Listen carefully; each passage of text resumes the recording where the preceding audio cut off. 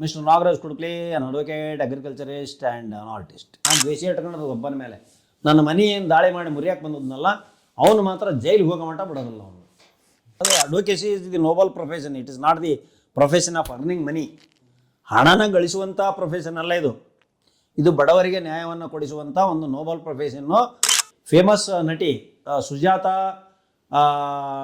ಸುಜಾತಾ ಸಣ್ಣ doctor of ಬಸನಗೌಡರು ಅಂತಾನೆ. ಪೊಕ್ಷಟೆ ಯಾರ ನೀವು ₹1 ಕೋಟಿ ಇಲ್ಲಿ ಬಿಟ್ಟು ಹೋಗ್ರಿ, ಐ ಡೋಂಟ್ ಲೈಕ್ ಇಟ್. ಯಾರಿಗೂ ದ್ವೇಷಿಸೋದಲ್ಲ ನಾನು. ದ್ವೇಷವನ್ನು ಯಾರ ಮೇಲೂ ಇಟ್ಕೊಂಡಲ್ಲ. ನಾನು ದ್ವೇಷ ಇಟ್ಕೊಂಡದ್ದು ಒಬ್ಬನ ಮೇಲೆ. ನನ್ನ ಮನೆ ಏನು ದಾಳಿ ಮಾಡಿ ಮುರಿಯಕ್ಕೆ ಬಂದದ್ನಲ್ಲ, ಅವನು ಮಾತ್ರ ಜೈಲಿಗೆ ಹೋಗೋ ಮಟ್ಟ ಬಿಡೋದಿಲ್ಲ ಅವನು. ಸರಿ, ಜೈಲಿಗೆ ಹೋಗೋ ಮಟ್ಟ ಬಿಡೋದಿಲ್ಲ ಅವನು. ನಾನು ಅದು ಸುಪ್ರೀಂ ಕೋರ್ಟ್ ಮಟ್ಟ ಓಡಲಿ, ಅವ್ನು ಬಿಡೋದಲ್ರಿ ನನ್ನ ಮನೆ ಮುರಿದನ್ನು. ಸರಿ, ವಕೀಲರಿಗೆ ಒಂದು ಪ್ರಶ್ನೆ ಸರ್. ಈ ಜನ ಏನಂತಾರ ಹಂಗ ಒಂದು ಜನರಲ್ ಮಾತು, ನ್ಯಾಯಾಲಯದಲ್ಲಿ ಕರಪ್ಷನ್ ಐತಿ ಅಂತ ಅಂತಾರೆ ಸರ್. ಇದ್ರ ಬಗ್ಗೆ ನಿಮ್ಮ ಅಭಿಪ್ರಾಯ ಏನು? ನ್ಯಾಯಾಲಯದಲ್ಲಿ ಕರಪ್ಷನ್ ಇದೆ, ದುಡ್ಡು ತಗೊಂಡು ಜಡ್ಜಸ್ ಬರೀತಾರೆ ಅಂತ ಸ್ಲೋಗನ್ಸ್ ಇವೆಲ್ಲ ಹಿಂದಿಲಿಂದ ಕೇಳ್ಪಟ್ಟದನಿ. ಬುಕ್ ಆಗಿದ್ದಾರೆ, ಬುಕ್ ಮಾಡಿದ್ದಾರೆ, ಅದು ಇದು ಅಂತ. ನನ್ನ 41 ವರ್ಷದ ಇತಿಹಾಸದಲ್ಲಿ ಅಂತೆ ಕಂತೆ ಅಂತ ಕೇಳಿದ್ದೀನಿ. ಆದರೆ ಅವ್ಯಾವೂ ಸುಳ್ಳಲ್ಲ, ಅವ್ಯಾವೂ ಕರೆ ಅಲ್ಲ. ನನ್ನ ನಜರಿ ಬಂದಾಗ 41 ವರ್ಷದಲ್ಲಿ ಎಷ್ಟು ಜಡ್ಜಸ್ಗಳು ಬಂದು ಹೋಗಿದ್ದಾರೆ ಏನೋ. ನಾನು ನಡೆದ ಕೇಸ್ನಲ್ಲಿ ಒಬ್ಬ ಜಡ್ಜು ಯಾರು ನಮಗೆ ಡಿಮಾಂಡ್ ಮಾಡಿಲ್ಲ, ನಾವು ಯಾರಿಗೂ ಕೊಟ್ಟೂ ಇಲ್ಲ. ಈವನ್ ಪ್ರಾಸಿಕ್ಯೂಟ್ರಿಗೆ ಲಂಚ ಕೊಡೋದಿಲ್ಲ ನಾನು ಲಂಚ ಕೊಡೋ ಮನಸ್ಥಿತಿ ಇದ್ದಾಗ ಅವ್ರು ಇಸ್ಕೊಂತಾರೆ. ಯಾವುದು ಇಸ್ಕೊಳಕ್ಕಿಲ್ಲ, ಅಥವಾ ನನ್ನ ಲಂಚ ಕೊಡೋಕೆ ಬಂದಾನಂತ ಜೈಲಿಗೆ ಹಾಕ್ಸ್ಬೋದು ಜಡ್ಜ್ ನನ್ನ. ಆದರೆ 41 ವರ್ಷದಲ್ಲಿ ಈ ರೀತಿ ನಡೆದಲ್ಲ. ಯಾರಾದರೂ ಸೋತ ಕ್ಲೈಂಟ್ಗಳು ಕೇಸು ಸೋತಾಗ, ಈಗ ನಾನು ಕೇಸ್ ಗೆದ್ದೆ, ಒಬ್ಬನಿಗೆ ಗೆದ್ದು ಕೊಟ್ಟಾನೆ ನಿಟ್ಟೊಳ್ಳೆಗೆ, ಒಬ್ಬನಿಗೆ 25 ಎಕರೆ ಜಮೀನು ಗೆದ್ದು ಕೊಟ್ಟೆ, ಸ್ವಾಧೀನನೂ ಕೊಡಿಸ್ತೆ, ಅವನಿಗೆ ದೊಡ್ಡ ಶ್ರೀಮಂತ ಆಗ್ಯಾನ. ಅವನ ವಿರೋಧ ಪಾರ್ಟಿಗಳು ಏನು ಅನ್ಬೋದು, ರೊಕ್ಕ ಕೊಟ್ಟರೆ ಜಜ್ಮೆಂಟ್ ಮಾಡಿಸ್ಕೊಂಡಾರ, ದುಡ್ಡು ಕೊಟ್ಟಿದಾರ, ದುಡ್ಡು ಅಷ್ಟು ಕೊಟ್ಟಾರ, ಇಷ್ಟು ಕೊಟ್ಟಾರ ಅಂತ ಗಾಸಿಪ್ ಎದ್ದಿತ್ತದು. But no, there is no chance. ಯಾವುದೇ ಒಂದು ಇದು ಭ್ರಷ್ಟಾಚಾರ ನಮ್ಮ ನ್ಯಾಯಾಂಗದಲ್ಲ. ಭ್ರಷ್ಟಾಚಾರದ ವಿಚಾರವಾಗಿ ಏನಾದರೂ ಒಂದು ಪಾವಿತ್ರ್ಯತೆಯನ್ನು ಕಾಯ್ಕೊಂಡು ಬಂದಿದೆ ಅಂದರೆ ಇಂಡಿಯನ್ ಜುಡಿಷರಿ ಇದಂಗೆ ಆಗೋ ಹೋಗೋ ಅಂತೆ ಕಂತೆ ಇಂತೆ ಕಂತೆ ಪಂತೆ. ದೇರ್ ಇಸ್ ನೋ ಫೈನಲ್, ಅಂತಿಮ ತೀರ್ಮಾನ ಯಾವುದು ಇದಕ್ಕೆ ಭ್ರಷ್ಟಾಚಾರದ ಬಗ್ಗೆ ನ್ಯಾಯಾಂಗದಲ್ಲಿ ಇಲ್ಲಿವರೆಗೂ ಒಂದು ಜಜ್ಮೆಂಟ್ ಬಂದಿಲ್ಲ. ಬಂದಿದ್ದಾರೆ ಕರಪ್ಷನ್ನು ಅಂತ ಹೇಳಿ ಪೊಲಿಟಿಕಲ್ ಲೀಡರ್ಸ್ ಆಗಿದ್ದಾರೆ, ಪೊಲಿಟಿಕಲ್ ಪಾರ್ಟೀಸು ಜಜ್ಮೆಂಟ್ಸ್ ಆಗಿದ್ದಾವೆ. ಬಟ್ ಒಬ್ಬ ಜಡ್ಜು ಹಿಂಗೆ ನ್ಯಾಯಾಂಗದಲ್ಲಿ ಕರಪ್ಟಿವ್ ಅದನ ಅಂತ ಒಂದು ಜಜ್ಮೆಂಟು ಬಂದಿಲ್ಲ ಅಂದಾಗ it is clear, crystal and clear. This is the white paper. Indian judiciary is the white paper, nobleness one, and I am proud to say that I worked since 41 years. It is the greatest job. I am proud in respect of judges, magistrates, judicial magistrates, till since the judicial magistrate, the newcomers, and also up to the Honorable Chief Justice of India. ಈ ಒಂದು ನ್ಯಾಯಾಂಗದ network ಏನಿದೆ ನಮ್ಮ ಭಾರತದಾದ್ಯಂತ, ಈ ನೆಟ್ವರ್ಕನ್ನು, ಆ ನೆಟ್ವರ್ಕ್ನಲ್ಲಿ ನಾನು ವರ್ಕ್ ಮಾಡಿರೋದ್ರಿಂದ ನನ್ನ ರಕ್ತ ರೋಮಗಳಲ್ಲಿನೂ ಹೆಮ್ಮೆ ಹೆಮ್ಮೆ ಹೆಮ್ಮೆಯನ್ನು ಅಭಿಮಾನ ಪಡ್ತದೆ. ಈ ಒಂದು ನಮ್ಮ ಬಾಬಾ ಸಾಹೇಬ್ ಅವರು ಬರೆದಂಥ ಒಂದು ನ್ಯಾಯ ವ್ಯವಸ್ಥೆ, ಸಂವಿಧಾನ, ಮತ್ತು ಆ ಸಂವಿಧಾನ ಬರಲಿಕ್ಕೆ ಕಾರಣರಾದಂಥ ನೆಹರು, ಅದರ ಹಿಂದೆ ಏನು ಸತ್ಯವನ್ನೇ ಅಹಿಂಸೆಯನ್ನೇ ಮಾಡಿ ನೇಕಾರರಿಗೆ ನೂಲನ್ನು ಬೆಳೆದು ಸ್ವಗ್ರಾಮ ಸ್ವಂತ ಖಾದಿಯನ್ನು ನೇಯಲಿಕ್ಕೆ ಇನ್ಸ್ಪಿರೇಷನ್ ಆಗಿ ರೈತರ ಹತ್ತಿ ಬೆಳೆದಂಥ ರೈತರು ಭಾರತದಲ್ಲಿ ಪ್ರಗತಿಯನ್ನು ಸಾಧಿಸಲಿಕ್ಕೆ ರೈತ ಕ್ರಾಂತಿ ಆಗಲಿಕ್ಕೆ ಕಾರಣರಂಥ ಮಹಾತ್ಮ ಗಾಂಧಿಯಿಂದಲೇ ಈ ಸ್ವಾತಂತ್ರ್ಯ ಬಂತು ಹೇಳಲಿಕ್ಕೆ ನನಗೆ ಹೆಮ್ಮೆ ಅನಿಸ್ತದೆ. ನೀವು ಬಡವ್ರ ಪರ ಅಂತ ಹಿಂಗಂದ್ರಿ ಸರ, ಶೋಷಿತ ವರ್ಗದ ಪರ ಹಿಂಗಂತಂದ್ರಿ. ಈಗ ಹಂಗ ನಿಮ್ಮ ಒಂದು ವೃತ್ತಿಯಲ್ಲಿನ ಹಿಡ್ಕೊಂಡ್ರೆ ಒಬ್ಬ ಶ್ರೀಮಂತ ಒಬ್ಬ ಬಡವನ್ ಕೊಲೆ ಮಾಡಿ ಬರ್ತಾನ್ರಿ ನಿಮ್ಮ ಹತ್ರ, ನನ್ನ ಕೇಸ್ ನಡೆಸ್ರಿ, ನನ್ನ ಪರವಾಗಿ ವಕಾಲತ್ ಮಾಡ್ರಿ ಅಂತ. ಅವಾಗ ನೀವು ಮಾಡ್ತೀರೇನು? ಅವಾಗ ಬಡವ್ರನ್ನ ಕೊಂದು ಬಂದಿದ್ದಾನೆ ಅಂತ ಪೊಲೀಸರು ಹಾಕಿರ್ತಾರೆ ಕೇಸ. ಶ್ರೀಮಂತ ನನ್ನ ಕಡೆ ಬಂದಿದ್ದಾನೆ ಅಂದರೆ ಕೇಸ್ ಹಿಡಿತೀನಿ. ಕೇಸ್ ಹಿಡಿಯೋದು, ಯಾರಾದರೂ ಬಂದು ನಂಬಿ ನನ್ನ ಕೇಸ್ ಕೊಟ್ಟಾಗ ವಕಾಲತ್ ಹಾಕೋದು, ಅದು ಸಂವಿಧಾನಾತ್ಮಕವಾದಂಥ ಒಂದು ಅಧಿಕಾರ ವ್ಯಾಪ್ತಿ. ಅದು ಅಲ್ಲಿ ಮಾನವೀಯತೆಯ ಪ್ರಶ್ನೆ ಬರೋದಿಲ್ಲ. ಆದರೆ ಕೋರ್ಟ್ನಲ್ಲಿ ಏನು ಹೇಳ್ತೇವೆ ನಾವು, ಇವನು ಕೊಲೆ ಮಾಡಿಲ್ಲ, ಇವನು ಭಾಳ ಸತ್ಯವಂತ ಅಂತ ನಾವು ಹೇಳೋದಿಲ್ಲ. ಪ್ರಾಸಿಕ್ಯೂಷನ್ನರಿಗೆ ನಮ್ಮ ವ್ಯಕ್ತಿ ನಮ್ಮನ್ನು ಶ್ರೀಮಂತನೇ ಇರಲಿ ಬಡವನೇ ಇರಲಿ, ಅಲ್ಲಿ ಕೊಲೆ ಮಾಡಿದನಿಗೆ ಬಡವಾದ್ರೂ ಆಗದೆ ಪಾಸಿ ಅಥವಾ ಜೀವಾವಧಿ ಶಿಕ್ಷೆ ಪ್ರೂವ್ ಆದರೆ, ಅಥವಾ ಶ್ರೀಮಂತನಿಗೆ ಪ್ರೂವ್ ಆದ್ರೂ ಕೂಡ ಪಾಸಿ ಆಗುತ್ತೆ. ಪಾಸಿ ಅಂದ್ರೆ ಗಲ್ ಶಿಕ್ಷೆ, ನೇಣು ಹಾಕೋದು, ಇಲ್ಲ ಅಂದರೆ ಜೀವಾವಧಿ ಶಿಕ್ಷೆ ಆಗುತ್ತೆ ಮರ್ಡರ್ ಕೇಸ್ನಲ್ಲಿ, ಕೊಲೆಕ್ಕಿಂತ ಪ್ರೂವ್ ಆದಾಗ. ಸೊ ಹೀಗಾದಾಗ ನಾನೇನು ಮಾಡ್ತೀನಿ, ಶ್ರೀಮಂತ ಒಂದು ನನಗೆ ಕೊಟ್ಟರೆ ನನ್ನ ಲೆಜಿಟಿಮೇಟ್ ಫೀಸ್ ಇಸ್ಕೊತೀನಿ, ಬಡವರು ಬಂದರೆ ಅವ್ರ ಯೋಗ್ಯತೆ ಮೇಲೆ ಮಾಡ್ತೀನಿ. ಒಂದು ಮರ್ಡರ್ ಕೇಸ್ ಬರೀ 5,000 ನಡೆಸೇನೆ ನಾನು. ಹನುಮಂತ ಅಂತೇಳಿ ಹೆಂಡತಿ ಕೊಂದದನಂತ ಕೇಸ್ ಬಂದತ್ತು, ಅದು ಸೀಮೆಣ್ಣೆ ಹೋಗಿ ಕೊಲೆ ಮಾಡ್ಯಾನಂತ, ಅದನ್ನು 5,000 ನಡೆಸೇನೆ ನಾನು. ಮತ್ತು ಶ್ರೀಮಂತಂದ್ರೆ 50,000 ಕೊಡಬಲ್ಲ, 5 ಲಕ್ಷನೂ ಕೊಡಬಲ್ಲ. ಅವ್ರ ಕೆಪಾಸಿಟಿ ಇದ್ದಂಗೆ ಫೀಸ್ ಕೊಡ್ತಾರೆ. ಆಮೇಲೆ ಅವ್ರವ್ರ ವಕೀಲರು ಅವ್ರವ್ರ ಇದಕ್ಕೆ ತಕ್ಕಂಗೆ ಅವ್ರ ಫೀಸ್ ಇರ್ತದೆ ರೀ. ಒಬ್ಬ ವಕೀಲರಂಗೆ ಇಷ್ಟು ಫೀಸ್ ಅಂತ ಇರೋದಲ್ಲ ಇದ್ರಾಗ. ನಾನು 5,000 ತಗೋಬೋದು, ಇನ್ನೊಬ್ಬ ಲಾಯರ್ 5 ಲಕ್ಷ ತಗೋಬೋದು, 50 ಲಕ್ಷ ತಗೋಬೋದು. ಅದನ್ನು ನಾವು ವಕೀಲರು ಅದು ಅವ್ರವ್ರ understanding. This is the determination contract between the party and the advocate, consideration between the advocate and the party. Party ಕೂಡ ಶಕ್ತಿ ಇದ್ದಾನ ಅಂದಾಗ, ವಕೀಲರು ಕೇಸ್ ನಡೆಸೋ ಶಕ್ತಿ ಇದ್ದ ಅಂದಾಗ ಅವರು 50 ಲಕ್ಷ ಫೀಸ್ ಮಾತಾಡ್ಕೊಂಡಿರ್ಬೋದು, ಅಥವಾ 5,000 ಮಾತಾಡ್ಕೊಂಡಿರ್ಬೋದು. It is between the consideration ಅಂತ ವಕಾಲತ್ನೇ ಬರ್ದಿರ್ತಾರೆ. ಇದು ವಕಾಲತ್ ಫಾರ್ಮ್ ಸರ್. ಈ ವಕಾಲತ್ ಫಾರ್ಮ್ನೇ ಕನ್ಸಿಡ್ರೇಷನ್, ಆ ಕನ್ಸಿಡ್ರೇಷನ್ ಅಮೌಂಟನ್ನು ಕೇಸ್ ನಾನು ವಕಾಲತ್ ಹಾಕಿದಾಗ ಕೊಡಬೇಕು ಅವರು. ಆಮೇಲೆ ವಕಾಲತ್ ಹಾಕಿದ ಮೇಲೆ ಆ ಫೀಸನ್ನು ರಿಟರ್ನ್ ಮಾಡೋ ಅಂದ್ರೆ ಮಾಡೋಕ್ಕೆ ಅವಕಾಶ ಇಲ್ಲ. ವಕಾಲತ್ ಹಾಕಿದ ಮುಗಿದೋಗ್ತದೆ ಅದು, ಅಷ್ಟು ಇದೆ ಸರ್ ಅದು. ಆಮೇಲೆ ಶ್ರೀಮಂತರು ತಪ್ಪು ಮಾಡಿದಂಥ ಪ್ರೂವ್ ಆದಾಗ ಮತ್ತು ಏನು ರೀ ನಿಮಗೆ ಮತ್ತು ಯಾವ ಶಿಕ್ಷೆ ಕೊಡಬೇಕು ಅಂತ ಕೇಳ್ತಾರೆ. ನನ್ನೊಂದು ಪ್ರೇಯರ್ ಏನಾಗುತ್ತೆ ಅಂದರೆ, ನಾನು ನ್ಯಾಯಾಲಯಕ್ಕೆ ನೋಡಿ ಸ್ವಾಮಿ ಇದು ಒಂದು ಅಪರಾಧ ಮಾಡಿದಾನಂತ ಈಗ ಪ್ರೂವ್ ಆಗಿದೆ, ಅದು ಒಪ್ಕೋತೀವಿ, ಆದರೆ ಜಾಸ್ತಿ ಶಿಕ್ಷೆಯನ್ನು ಕೊಡಬೇಡಿ, ಸ್ವಲ್ಪ ಕಡಿಮೆ ಮಾಡಿ. ಅವರಿಗೆ ಹೆಂಡರು ಮಕ್ಕಳು ಇದ್ದಾರೆ, ಮನೆ ಇದೆ, ಅವರ ಫ್ಯಾಮಿಲಿ ಇದೆ, ಆದ್ದರಿಂದ ಗಲ್ಲು ಶಿಕ್ಷೆ ಜೀವಾವಧಿ ಶಿಕ್ಷೆ ಕೊಡಬೇಡ್ರಿ, ಒಂದು 8-10 ವರ್ಷ ಶಿಕ್ಷೆ ಮಾಡಿ ಕೈ ಬಿಡಿ ಅಂತ ನಮ್ಮ ರಿಕ್ವೆಸ್ಟ್ ಇರ್ತದೆ.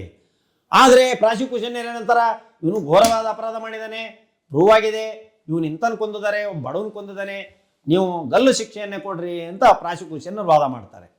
ನಾವು ಸ್ವಲ್ಪ ಲೀನಿಯನ್ಸಿ ತೊಗೊಳ್ರಿ, ಕಡಿಮೆ ಶಿಕ್ಷೆ ಕೊಡ್ರಿ ಅಂತ ವಾದ ಮಾಡ್ತೀವಿ. ನಮ್ಮನ್ನು ಗನಂದಾರಿ ಕೆಲಸ ಮಾಡೇನೆ ನಾವು ಕೊಲೆ ಮಾಡಿ ಸರಿ ಅಂತ ಒಪ್ಪಿಕೊಳ್ಳೋದಲ್ರಿ, ಶಿಕ್ಷೆ ಕಡಿಮೆ ಮಾಡಿರಿ ಅಂತ ಹೇಳ್ತೀವಿ ಕೊನೆ ಕಾಲಕ್ಕೆ. ಆವಾಗ ಅವ್ರು ಏನು ಮಾಡ್ತಾರೆ, ಜೀವಾವಧಿ ಶಿಕ್ಷೆ ಅಂತೂ ಮಿನಿಮಮ್ ಕೊಡ್ತಾರೆ ಮರ್ಡರ್ ಕೇಸ್ ಪ್ರೂವ್ ಆದರೆ. ಇದು ಸಿದ್ಧಾಂತ. ನಾವು ಬಡವ ಪರ ಹೋದ್ವಿ, ಇದು ಮಾಡಿದ್ವಿ, ಅದು ಮಾಡಿದ್ವಿ, ಇದು ಮಾಡಿ, ನಾವು ಅದನ್ನೇನು ಮಾಡೋದಿಲ್ಲ. ಇದು ನ್ಯಾಯಾಂಗದಲ್ಲಿ ನಡೀತಕ್ಕಂಥ ಒಂದು ವಿವರವಾದಂಥ ಒಂದು ಪ್ರೊಸೀಜರು. ಸರಿ, ಕೆಲವೊಂದು ರಾಜಕೀಯ ಘಟನೆಗಳ ಬಗ್ಗೆ ಅಥವಾ ಒಂದು ವಿದ್ಯಮಾನಗಳ ಬಗ್ಗೆ ನೀವು ಅದ್ರ ಬಗ್ಗೆ ಒಂದು ಪೋಸ್ಟ್ಗಳನ್ನು ಹಾಕ್ತಿರಲ್ಲ, ಈಗ ನೀವು ಹಾಕಿರೋ ಪೋಸ್ಟ್ಗಳನ್ನು ಅವರು ಸೀರಿಯಸ್ ಆಗಿ ತಗೋತಾರ ಅಂತ ನೀವು ಅನ್ಕೋತೀರೇನ್ರಿ ಸರ್? ಹೌದೌದು, ಸೀರಿಯಸ್ ಆದಾಗ ನಮಗೆ ಟ್ರೋಲ್ ಮಾಡೋದು ಬೈಯೋದು ಮಾಡ್ತಾರೆ. ಯಾಕೆ ಅಂದರೆ ಕೆಲವರು ದೇವ್ರ ಮುಂದಿಟ್ಕೊಂಡು ಓಟ್ ಕೇಳ್ತಾರೆ, ಕೆಲವರು ಧರ್ಮ ಇಟ್ಕೊಂಡು ಓಟ್ ಕೇಳ್ತಾರೆ, ಕೆಲವರು ಭ್ರಷ್ಟಾಚಾರ ಮುಚ್ಚಾಕೆ ಓಟ್ ಕೇಳ್ತಾರೆ, ಕೆಲವರು ಇನ್ನೊಂದು ಧರ್ಮದವರನ್ನು ಓಲೈಸೋಕ್ಕೋಸ್ಕರ ಓಟ್ ಕೇಳ್ತಾರೆ. ಇವ್ಯಾವ ನನಗೆ ಹಿಡಿಸೋದಲ್ಲ. ಇವರು ಪ್ರಾಮಾಣಿಕವಾಗಿ ದುಡಿಬೇಕು, ಜನಪರ ಕಾಳಜಿ ಇರಬೇಕು, ಕೆಳಮಟ್ಟದ ಜನರನ್ನು ಒಂದು ಮುಖ್ಯವಾಹಿನಿ ತರಬೇಕು. ಈಗ ಮೊನ್ನೆ ಒಂದು ಹುಡುಗ ಹೇಳ್ದ, ಶಿವಮೊಗ್ಗ ಜಿಲ್ಲೆ ಒಂದು ಹುಡುಗ ಬಂದಿದ್ದ, ಅವನು ಒಂದು ರಾಜಕೀಯ ಪಾರ್ಟಿ ಅವನು. ಹೆಂಗಪ್ಪ ಈಗ ಅಂದೆ, ಇಲ್ಲ ಇವರು ಧರ್ಮ ದೇವರು ಅಂತ ನಂಬಿಕೆಂತ ಹೋಗಿ ನಂಬಿಕೆ ಭಾವನಾತ್ಮಕವಾಗುವಂಥ ವಿಚಾರಗಳಿಗೆ ಹೋಗಿದೆಯೇ ಸುಮಾರು 50 ವರ್ಷದ ಹಿಂದೆ ಹೋಗ್ಬಿಡುತ್ತೆ ನಮ್ಮ ಇಂಡಿಯಾ. ಈಗ ಅದೇ ಬೇರೆ ಬೇರೆ ರಾಷ್ಟ್ರ, ಭಾಳ ಬಡ ರಾಷ್ಟ್ರಗಳು ಟೆಕ್ನಾಲಜಿ ಅಭಿವೃದ್ಧಿ ಎಲ್ಲ ಮುಂದೆ ಮಾಡ್ಕೊಂಡು ರೊಕ್ಕ ಮಾಡ್ಕೊಂಡ್ರು, ದುಡ್ಡು ಮಾಡ್ಕೊಂಡು ಒಬ್ಬ ಬಡವ ಕಾರ್ನಾಗ ಹತ್ಕೊಂಡು ಅಡ್ಡಾಡ್ತಾನೆ. ಅವನಿಗೇನಾದರೂ ದವಸ ಧಾನ್ಯ ಬೇಕಾದರೆ ಬೆಳೆಯರಿಂದ ಇಸ್ಕೊಂತಾರೆ. ನಮ್ಮ ದೇಶದಲ್ಲಿ ಬೆಲೆ ಏರಿಕೆ ಹಾಕಿ ಕುಂದಿರ್ತು, ಬಂಗಾರ 1 ಲಕ್ಷ ಹಾಕಿ ಕುಂದಿರ್ತು. ಇವೆಲ್ಲ ಮತ್ತೆ ಏನಿದೆ, ಇದು ಸುಮ್ಮನೆ ಪೂಜೆ ಪುನಸ್ಕಾರ, ದೇವರು ನನ್ನ ನಾಮ ಹಚ್ಕೊಳ್ಳೋದು, ಇದನ್ನ ಹಚ್ಕೊಳ್ಳೋದು, ಏನದು ಅದು ನನ್ನ ಇಷ್ಟ, ಅದು ನಾನು ನಾಮ ಹಚ್ಕೊಳ್ಳೋದು ಮಾಡೋದು ಶಿಷ್ಟಾಚಾರ. ಪೂಜೆ ಮಾಡ್ಬೇಕಾದ್ರೆ ವಿಭೂತಿ ಹಚ್ಕೊಂತ ಮಾಡ್ಕೊಂತ ಹೋಗ್ತೇವೆ. ಆಮೇಲೆ ಈಗ ನಾನು ವಿಭೂತಿ ಗಂಧ ಚಂದ್ರ ಹಚ್ಕೊಂಡು ನಾನು ಹಿಂದೂ ಧರ್ಮೀಯ ಅಂತ ನಾನು ಅಲ್ಲಿ ಕೋರ್ಟ್ಗೆ ಹೋದರೆ ಒಂದು ಥರ ಬೇರೆಯವರು ಬೇರೆ ರೀತಿಯಲ್ಲಿ ನೋಡ್ತಿರ್ತಾರೆ, ಬೇರೆಯವರು ಬೇರೆ ರೀತಿಯಿಂದ ನೋಡ್ತಾರೆ. ಆದರೆ ನಮಗೆ ಅಲ್ಲಿ ಕೋರ್ಟ್ ಮನೆಯಿಂದ ಹೊರಗೆ ಹೋದರೆ, ಮೊನ್ನೆ ಆನರಬಲ್ ಜಸ್ಟಿಸ್ ಹೇಳಿದ್ದಾರೆ ಶ್ರೀಶಾನಂದ್ ಸಾಹೇಬರು, ಹೈಕೋರ್ಟ್ ಆನರಬಲ್ ಹೈಕೋರ್ಟ್ ಜಸ್ಟಿಸ್ ಶ್ರೀಶಾನಂದ್ ಸಾಹೇಬ್ರು ಹೇಳಿದರು, ನಿಮ್ಮ ಧರ್ಮಾಚರಣೆ ಏನೇ ಇದ್ರು ಯಾವ ಧರ್ಮದರ ಇರಲ್ರಿ, ನೀವು ಯಾವ ಧರ್ಮದರ ಇರ್ರಿ, ಭಗವದ್ಗೀತೆ ಓದ್ರಿ, ನೀವು ಕುರಾನ್ ಓದ್ರಿ, ನೀವು ಬೈಬಲ್ ಓದ್ಕೊಳ್ರಿ, ಅದು ನಿಮ್ಮ ಮನೆಯೊಳಗೆ ನಿಮ್ಮ ಫ್ಯಾಮಿಲಿ ಆಚರಣೆಗೆ, ನಿಮ್ಮ ಕುಟುಂಬದ ಆಚರಣೆಗೆ, ನಿಮ್ಮ ಆಸ್ತಿ ವಿಭಾಗ ಮಾಡ್ಕೊಳಕ್ಕಷ್ಟೇ. ಮನೆಯಿಂದ ಹೊರಗೆ ಕಾಲು ಕಿಟ್ರಿ ನಮಗೆ ಸಂವಿಧಾನವೇ ಪ್ರಮುಖವಾದಂಥ ಒಂದು ಗ್ರಂಥ ಅಂತ ನಾನು ಹೇಳಿಲ್ಲ. ಆನರಬಲ್ ಹೈಕೋರ್ಟ್ ಆಫ್ ಕರ್ನಾಟಕ ಹೇಳಿದೆ ಮೊನ್ನೆ, ಅದು ಲೈವ್ನಾಗ ಹೇಳಿದ್ದಾರೆ, ಲೈವ್ ವಿಡಿಯೋದಾಗ ಹೇಳಿದ್ದಾರೆ. That is 100% correct. I do consider with the honourable justice Shrishananda sir ಅವರ ಮಾತುಗಳನ್ನು ಅತಿ ಆತ್ಮೀಯವಾಗಿ ಮೆಚ್ಚಿದ್ದೀನಿ ನಾನು. ಅವರ ಮಾತುಗಳನ್ನು ಕೇಳಿಕ್ಕೆ ಹೆಮ್ಮೆ ಅನಿಸ್ತದೆ. ಇವತ್ತು ಅಲ್ಲಿ ಜುಡಿಷಿಯಲ್, ಇವತ್ತು ಸುಪ್ರೀಂ ಕೋರ್ಟ್ನಾಗ ಜಜ್ಮೆಂಟ್ ಬರೆದಿದ್ದಾರೆ ಅಂದರೆ ಜುಡಿಷಿಯಲ್ ಇದು ಅದು. ಹಾಗಾದರೆ ಹಿಂದೆ ಬರೆದ ಜಜ್ಮೆಂಟ್ಗಳನ್ನು ನಾವ್ಯಾಕೆ ಪ್ರೊಟೆಸ್ಟ್ ಮಾಡಿಲ್ಲ? ಹಿಂದೆ ಮಾಡಿದ ಜಜ್ಮೆಂಟ್ಸ್ಗಳನ್ನು ಪ್ರೊಟೆಸ್ಟ್ ಮಾಡಿದಾಗೂ ಕೂಡ ಪ್ರೊಟೆಸ್ಟ್ ಕೋರ್ಟ್ ಒಳಗಡೆಗೆ it will not effect on the judiciary.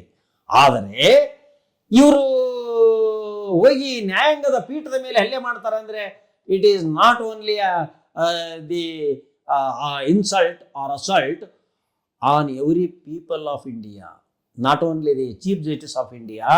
It is assault, try to ಏನು ಇವರು ಎಸೆದಿದ್ದಾರೆ ಅಂದರೆ ಪ್ರತಿಯೊಬ್ಬ 142 ಕೋಟಿ ಭಾರತೀಯರ ಮೇಲೆ ಎಸೆದಿದ್ದಾನೆ ಒಬ್ಬ ವಕೀಲಾಗಿ. ಒಬ್ಬ ಲಾಯರ್ ಕಿಶೋರನ್ನು he is not to say that an advocate. ಅವನೊಬ್ಬ ಅಡ್ವೊಕೇಟ್ ಅಂತ ಹೇಳಲಿಕ್ಕೆ ನನಗೆ ಹೇಸಿಗೆ ಅನಿಸ್ತದೆ. ಯಾಕೆ ಅಂದರೆ ಎಸಿ ಅಲ್ಲಿ ಯಾರೇ ಅವರಿಗೆ ಬೇಕಾದರೆ ಅವಿಶ್ವಾಸ ನಿರ್ಣಯ ತರಲಿ, ಅವರಿಗೆ ಹಿನ್ನೆಲೆ ಇದ್ದರೆ ಹೋಗಿ ಇದನ್ನು ಕೊಳ್ಳಿ, ಅವಿಶ್ವಾಸ ನಿರ್ಣಯ ತಗೊಳ್ಳಿ, ಅಥವಾ ಅವ್ರ ಮೇಲೆ ಅಲಿಗೇಷನ್ ಮಾಡಲಿ. ಅದಕ್ಕೆ ಒಂದು ಇದೆ, ಭಾರತೀಯ ಕಾನೂನುಗಳಿದ್ದಾವೆ, ಸಂವಿಧಾನದಲ್ಲಿ ಕಾನೂನು ಇದ್ದಾವೆ. ಪ್ರೆಸಿಡೆಂಟ್ಗೆ ಹೋಗಿ ಅಪ್ಲಿಕೇಶನ್ ಕೊಟ್ಟು ಅವ್ರ ಮೇಲೆ ಕ್ರಮ ತಗೋಬೇಕು. ಅದು ಬಿಟ್ಟು ಒಬ್ಬ ಲಾಯರ್ ಆಗಿ ಗೋಲ್ಡ್ ಮೆಡಲಿಸ್ಟ್ ಅಂತ ಅವನು, ಹಂಗಾರೆ ಅವನು ಗೋಲ್ಡ್ ಮೆಡಲ್ ಯಾವ ರೀತಿ ತಗಂದ ಅಂತ ನನಗೆ ಅನುಮಾನ ಬರ್ತದೆ. ಇಲ್ಲಿ ಜಗ್ಗಿ ನಮ್ಮ ಧರ್ಮದ ಬಗ್ಗೆ ಹೆಂಗ್ ಬರೀರಿ ಹಂಗೆ ಬರೀ. ನಾನು ಹಿಂದೂ ಧರ್ಮೀಯ, ಧರ್ಮದ ಬಗ್ಗೆ ಎಕ್ಸ್ಪ್ರೆಷನ್ ಮಾಡುವುದು ಅವರು ಸಹ ಕೆಲವೊಂದು ಸಂದರ್ಭದಲ್ಲಿ ಮಾಡಿರ್ತಾರೆ. ಹಾಗಾದರೆ ಧರ್ಮವನ್ನು ಇನ್ಸಲ್ಟ್ ಮಾಡಿದ್ರು ಅಂತ ನಾವು ಅನ್ಲಿಕ್ಕೆ ಆತು. ಧಾರ್ಮಿಕವಾಗಿ ಬಯಾಸಾಗಿ ಇನ್ಸಲ್ಟ್ ಮಾಡಿದ್ದಾರೆ ಅಂದ ಕಾರಣಕ್ಕೆ ಇದನ್ನ ಒಂದು ಫೋರಮ್ನಲ್ಲಿ ಹೋಗಿ ಅದನ್ನ ಪ್ರಶ್ನೆ ಮಾಡಬೇಕು. ಇವನೊಬ್ಬನೇ ನಾನು ನನ್ನ ಈ ಧರ್ಮಕ್ಕೆ ಮಾತು ಮಾಡಿದಿ, ಆ ಧರ್ಮಕ್ಕೆ ಇದು ಮಾಡಿದಿ ಅಂತಂದೇಳಿ ಹೋಗಿ ಎಸೆದು ಯಾವ ಧರ್ಮ ಇವಂದು? ಯಾವ ಧರ್ಮದಲ್ಲಿ ಹೇಳಿದೆ? ಯಾವ ಸಂವಿಧಾನದಲ್ಲಿ ಹೇಳಿದೆ?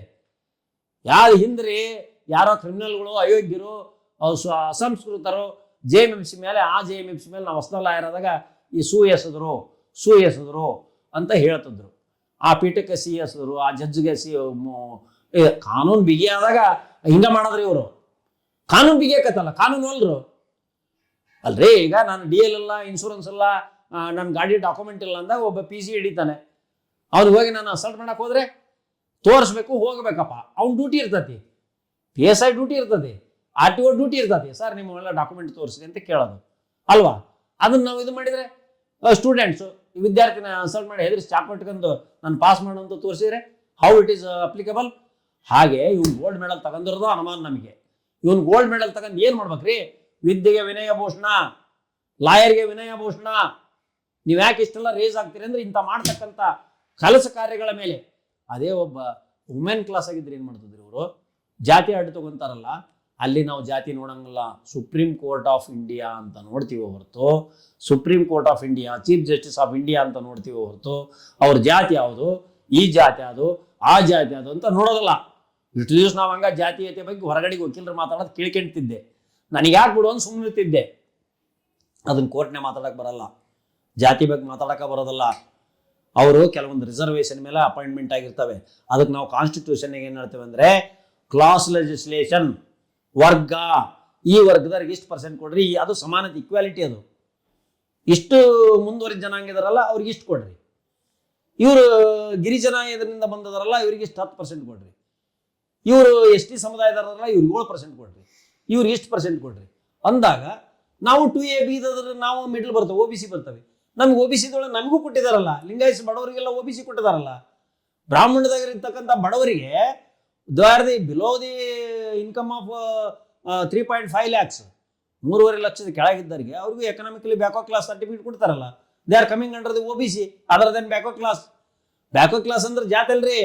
ಬ್ಯಾಕ್ವರ್ಡ್ ಕ್ಲಾಸ್ ಅಂದ್ರೆ ಆರ್ಥಿಕವಾಗಿ ಎಕನಾಮಿಕಲಿ ಹಿಂದುಳಿದ ವರ್ಗದವರು, including the Brahmins, Jangamas and the Lingayats. They are all coming under the backward class. Income ಯಾರು ಕಡಿಮೆ ಇರ್ತಾರೆ ಬಡವರು, they are calling as economically backward classes. They are also entitled to take the ABC certificates OBC. Other than backward class. Other than backward class ಅಂದ್ರೆ ಕೀಳು ಜಾತಿಯರು, middle class ಜಾತಿಯರು ಅಂತ ಹಿಂಗೆ ಅರ್ಥೈಸಲ್ಲ. ವರ್ಗ ಸಹಿತವಾದ ಸಂವಿಧಾನದಲ್ಲಿ general principles of directive principles of state policy ಒಳಗೆ, ಸಂವಿಧಾನದೊಳಗೆ article 33ರಿಂದ 38 ಕೆಳ ಬರೆದಿದ್ದಾರೆ ಹೇಗಿರಬೇಕು ಅಂತ. ಹಾಗೆ class legislation and the classification of caste and community ಬರೆದಿದ್ದಾರೆ. ಕ್ಲಾಸಿಫಿಕೇಶನ್ ಮಾಡಿದ್ದಾರೆ. ಕ್ಲಾಸಿಫಿಕೇಶನ್ನು ಈಗ ಒಂದು ಹಾವುಗಳ ಜಾತಿಗಳಿದಾವೆ. ಇದರಲ್ಲಿ ನಾಗರ ಹಾವು, ಇದರಲ್ಲಿ ಕೆರೆ ಹಾವು, ಇದರಲ್ಲಿ ಕೊಳಕಮಂಡಲ ಹಾವು, ಹಾಗೆ ಜಾತಿಗಳಿದಾವೆ. ಮನುಷ್ಯರಲ್ಲೂ ಕೂಡ ಅಂಥ ಕೆಲವೊಂದು ಜಾತಿಗಳನ್ನು ಜಾತಿಗಳಿದಾವೆ. ಇವರು ಮುಂದುವರೆದವರು, ಇನ್ಕಮ್ನಿಂದ ಮುಂದುವರೆದರೆ ಮುಂದುವರೆದ ಜಾತಿ, ಇನ್ಕಮ್ನಿಂದ ಹಿಂದುವರೆದ್ರೆ ಹಿಂದುವರೆದ ಜಾತಿ. ಅಂದರೆ where is the discrimination sir? ಆರ್ಥಿಕವಾಗಿ ಡಿಸ್ಕ್ರಿಮಿನೇಷನ್ ಆಗಿದೆ. ಬಡತನದಲ್ಲಿರ್ತಕ್ಕಂಥ ತುಳಿತಕ್ಕೊಳದ ಸ್ಕಾಲರ್ ಕೊಟ್ಟಿದ್ದಾರೆ, ಅವ್ರ ಮುನ್ನೆಲೆ ತರ್ರಿ ಎಂದಿದ್ದಾರೆ ಸಂವಿಧಾನದಲ್ಲಿ. ಇದು ತಪ್ಪು ಅಂದ್ರೆ ಹೆಂಗೆ ಸರ್? ನಿಮ್ಗೆ ಇರೋ ಒಂದು ಸಾಮಾಜಿಕ ಕಳಕಳಿಯನ್ನು ಕನ್ಸಿಡರ್ ಮಾಡ್ಕೊಂಡು ಒಂದು ಪ್ರಶ್ನೆ ಕೇಳ್ಬೇಕಂದ್ರೆ, ಕುಡುಪ್ಲಿ ವಕೀಲರು ಬರೀ ಫೇಸ್ಬುಕ್ನೇ ಅಷ್ಟೇ ಹೋರಾಟ ಮಾಡ್ತಾರೆ, ಸಾಮಾಜಿಕವಾಗಿ ಯಾವ ಹೋರಾಟದಲ್ಲೂ ಭಾಗಿಯಾಗಲ್ಲ. ಆಮೇಲೆ ರಾಜಕೀಯವಾಗಿ ದೊಡ್ಡ ದೊಡ್ಡ ನಾಯಕರು ಬಂದಾಗ ಅಷ್ಟೇ ಅವ್ರು ಕಾಣಿಸ್ತಾರ. ಬಾಕಿ ಟೈಮ್ ಏನೋ ಒಂದು ರೈತರ ಪರ ಹೋರಾಟ ಇರಲಿ, ಸಾಮಾಜಿಕ ಹೋರಾಟ ಇರಲಿ, ಅಲ್ಲಿ ವಕೀಲರು ಕಾಣೋದೇ ಇಲ್ಲ ಅಂತ ಜನರದ್ದು ಅಭಿಪ್ರಾಯ. ರೈತ ಪರ ಹೋರಾಟ ಬಂದಾಗ ನಾನು ಮೂಲತಃ ಒಬ್ಬ ರೈತ ಪರ ಹೋರಾಟ ಅನ್ನೋದಕ್ಕಿಂತ ನಾನು ಅಗ್ರಿಕಲ್ಚರ್ ಅಲ್ಲ, ನಾನು ರೈತ ಕುಟುಂಬದಿಂದ ಬಂದವನು ಬೈ ಬರ್ತ್. ನಾನು ಹುಟ್ಟಿದೆ ರೈತ ಕುಟುಂಬ. ನಾನು ಹುಟ್ಟಿದೆ, ನಮ್ಮ ಅಪ್ಪಗೆ 40 ಎಕರೆ ಜಮೀನು. ನಮ್ಮಪ್ಪ ತೀರ್ಕೊಂಡಾಗ 60 ಎಕರೆ ಮಾಡಿದರು, ದುಡಿದ್ರು. ಸೊ ಹೀಗಾದಾಗ ನಾನು ರೈತ ಕುಟುಂಬದಲ್ಲಿ ಸಗಣಿ ಎತ್ತಿ, ಗ್ವಾತ ತುಂಬಿ, ತಲೆ ಮೇಲೆ ಹೊತ್ತು, ಅದನ್ನು ತಿಪ್ಪಿಗೆ ಹಾಕಿ ಬಂದಂತನು 8 ಎತ್ತು ಕಟ್ಟಿ ವ್ಯವಸಾಯ ಮಾಡಿದರು. ರಂಟಿ ಹಿಡ್ದನಿ, ಎಡೆಕುಂಟಿ ಹೊಡೆದನಿ, ಅಡದೆಬ್ಬಿ ಕಟ್ಕೊಂಡು, ಜಲ್ಲಿ ಕಟ್ಕೊಂಡು ಗೊಬ್ಬರ ಬಿತ್ತಿದ್ದೀನಿ, ಶೇಂಗಾ ಬೀಜ ಹಾಕಿ ಬಿತ್ತಿದ್ದೀನಿ, ಜೋಳ ಬಿತ್ತಿದ್ದೀನಿ, ಗೊಂಜಾಳ ಹಾಕಿದ್ದೀನಿ, ಕಳೆ ತೆಗೆದ್ದೀನಿ, ಹುಲ್ಲು ಹೊತ್ತದವೆ, ಶೇಂಗಾ ಮುಟ್ಟಿ. ನಾನು ಇಷ್ಟು ಸ್ಟೆಮಿನಾ ಇದ್ದೆ ಅಂದರೆ BA LLB ಓದ್ಬೇಕಾರೆ ತಾಲೀಮ್ ಮಾಡ್ತಿದ್ನಲ್ಲ, ಆ ಶಕ್ತಿ ಪ್ರದರ್ಶನ. ಶೇಂಗಾ ಇವನು ಹೊತ್ಬಿಟ್ರೆ 2 ಶೇಂಗಾ ಜಲ್ಲಿ ಹಾಕಿದ್ರೆ ಅಮೃದಂಡಿಗೆ ತುಂಬೋದು ಗಾಡಿ. ಆ ಅಮೃದಂಡಿ ತುಂಬ್ಕೊಂಡು ನಾನು ಒಬ್ಬನ ಒಂದು ಗಾಡಿ ಹೊಡ್ಕೊಂಬರ್ತಿದ್ದೆ. ದೊಡ್ಡ ಎತ್ತು ನಮ್ಮ 8 ಜೊತೆ ನೇಗ್ಲು ಹೊಡಿತಿದ್ವಿ. 8 ಜೊತೆ ನೇಗ್ಲು ಹಿಡಿದು ಕೈಯೆಲ್ಲ ಇದಾಗವ್ರಿ, ಗೊಬ್ಬಿ ಹೊಡೆಯವು, ಗುಳ್ಳೆಳವು ಈಗೆಲ್ಲ ಸ್ಮೂತ್ ಆಗಿದಾವೆ. ಅವೆಲ್ಲ ಮಾಡ್ತಿದ್ವಿ. ಬಿಸಿಲಾಗ ಕಾಲು ನಡಿಗೆಯಿಂದ ಹೋಗಿ ದನ ಕಾಯ್ಕೊಂಬರ್ತಿದ್ವಿ. ಬ್ಯಾಸಿಗೆ 40 ಡಿಗ್ರಿ 42 ಡಿಗ್ರಿ ಇದ್ರೆ ಟೆಂಪ್ರೇಚರ್ನಾಗ ಕಾಲು ಬರಿಯವು, ಓಡೋಡೋಡೆ ಬರ್ತಿದ್ವಿ, ಇಲ್ಲ ಎಮ್ಮೆ ಎತ್ಕೊಂಬರ್ತಿದ್ವಿ. ಇಷ್ಟು ಕಷ್ಟ ಸರ್ ನಮಗೆ. ಆದ್ರಿಂದ ನಿಮ್ಗೆ ಪ್ರಶ್ನೆ ಏನ್ ಕೇಳಿದ್ರಿ? ನಮ್ಗೆ ಕೇಳ್ರಿ. ಯಾವ ಒಂದು ಹೋರಾಟದಲ್ಲಿ ಸಾಮಾಜಿಕ ಹೋರಾಟದಲ್ಲಿ ಮಾದಮ್ಮ ಕೊಲೆಯಾದ ಪ್ರತಿಭಟನೆ ಮಾಡೀನಿ, ಗೌರಿ ಲಂಕೇಶ್ ಆದ ಪ್ರತಿಭಟನೆ ಮಾಡಿದ್ದೀನಿ, ಮನೀಷಾ ವಾಲ್ಮೀಕಿ ನಾಲಿಗೆ ಕೊಯ್ದು ರೇಪ್ ಮಾಡಿದ್ರು ಅಂದಾಗ PB ರೋಡ್ ಬಂದ್ ಮಾಡಿ ಹೋರಾಟ ಮಾಡಿದ್ದೀನಿ. ಆಮೇಲೆ ರೈತ ಪರ ಹೋರಾಟದಲ್ಲಿ ನಾ ಭಾಗವಹಿಸಿದ್ದೀನಿ, ರೈತರ ಪರವಾಗಿ. ಆಮೇಲೆ ಒನ್ ಟೈಮ್ ಸೆಟಲ್ಮೆಂಟ್ ಅಂತ ರೈತ ಪರ ಹೋರಾಟ ಆಗಿ ಇಲ್ಲಿ ಇವರು ಕುಮಾರಪಟ್ಟಣಂ ಪೊಲೀಸರು ನಮ್ಮ ರೈತರನ್ನ ಒಂದು 30 ಮಂದಿ ರೈತರನ್ನ ಅರೆಸ್ಟ್ ಮಾಡಿದ್ರು. ಅದನ್ನು ಕೇಸ ಫ್ರೀಯಾಗಿ ನಡೆಸಿ ಕೇಸ್ ಗೆದ್ದುಕೊಟ್ಟಿದ್ದೀನಿ. ಆಮೇಲೆ ಅವರ ಒಂದು ಸ್ವಲ್ಪ ಬಂದು ಮಾಲಿ ಹಾಕಿ ರೈತರು ಒಂದು 5,000 ರೂಪಾಯಿ ಫೀಸ್ ಕೊಟ್ಟು ಹೋದ್ರು. ನನಗೆ ಮಾಲಿ ಹಾಕಿ ಅದು ಫೇಸ್ಬುಕ್ನಾಗೆಲ್ಲ ಅದಾವು. ಮತ್ತು ಇದು ಪಬ್ಲಿಕ್ನೇ ಬಂದು ಮಾಡಿದ್ದಲ್ಲನು, ಫೇಸ್ಬುಕ್ನ ಇಲ್ಲಿ ಕುತ್ಕೊಂಡು ಮಾಡೋಕೆ ನಾನೇನು ಬೆಣ್ಣೆ ತಿನ್ಕಂತ ಮನೆ ಕುತ್ಕೊಂಡು ಏನು ತುಪ್ಪ ತಿನ್ನಾನ? ನಾನು ತುಪ್ಪನೂ ತಿಂದಾನೆ, ಹಾಲು ಹಿಂಡ್ಕೊಂಡನಿ, ಎಮ್ಮಿ ಸಗಣಿನೂ ಮೇಯಿಸಿದ್ದೀನಿ, ಎಮ್ಮಿ ಸಗಣಿನೂ ಎತ್ತಿದ್ದೀನಿ, ಎಮ್ಮಿಗೆ ಹುಲ್ಲು ತಿನ್ನಿಸಿದ್ದೇನೆ. ಸೊ ಇದ್ರಾಗ ಒಂದೊಂದು ಏನಾರು ತಪ್ಪು ಮಾತಾಡಿದೆ. ಈಗ ಎಮ್ಮಿಗೆ ಇದು ತಿನ್ನಿಸಿ ಏನೋ ಒಂದು ಸ್ಲಿಪ್ ಆಫ್ ಟಂಗ್ ಒಂದೊಂದು ಹಾಕವು, ಅದನ್ನ ನಿಮ್ಮದ್ರೊಳಗೆ ಕಟ್ ಮಾಡ್ಕೊಂಡು ಟ್ರೋಲ್ ಮಾಡ್ತಾರೆ. ಮೊನ್ನೆ ಒಂದು ಇಂಗ್ಲೀಷ್ ಮಾತಾಡ್ಬೇಕಾರೆ ಅಯಾನಿ ಅನ್ನೋದಾಗ ಒಂದು ತಪ್ಪಾಗಿತ್ತು. Sir, you are also considering that I am also bad in respect of you. ನಿಮಗೆ ಸರಿ ಇಲ್ಲ ಅಂತ ಅನಿಸಿದಾಗ ಈ ಪ್ರಶ್ನೆ ನೀವು ಕೇಳೋದಲ್ಲ. ನೀವು ಚಲೋ ಅದಾವೆ ಅಂದಾಗ ನಾನು ರಿಟರ್ನ್ ನಿಮಗೆ ಏನೇನಾರ ಸಿಟ್ಟಾಗೋ ಪರಿಸ್ಥಿತಿ ಬರೋದಿಲ್ಲ.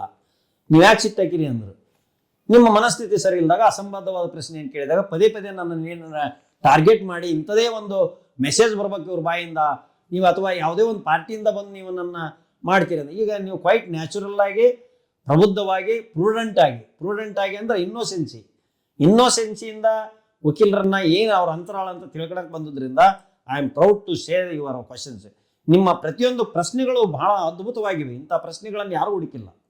I am great thankful to you because this is spontaneous, ನನ್ನ ಹಾರ್ಟ್ನಿಂದ ಬರ್ತಕ್ಕಂಥದ್ದು.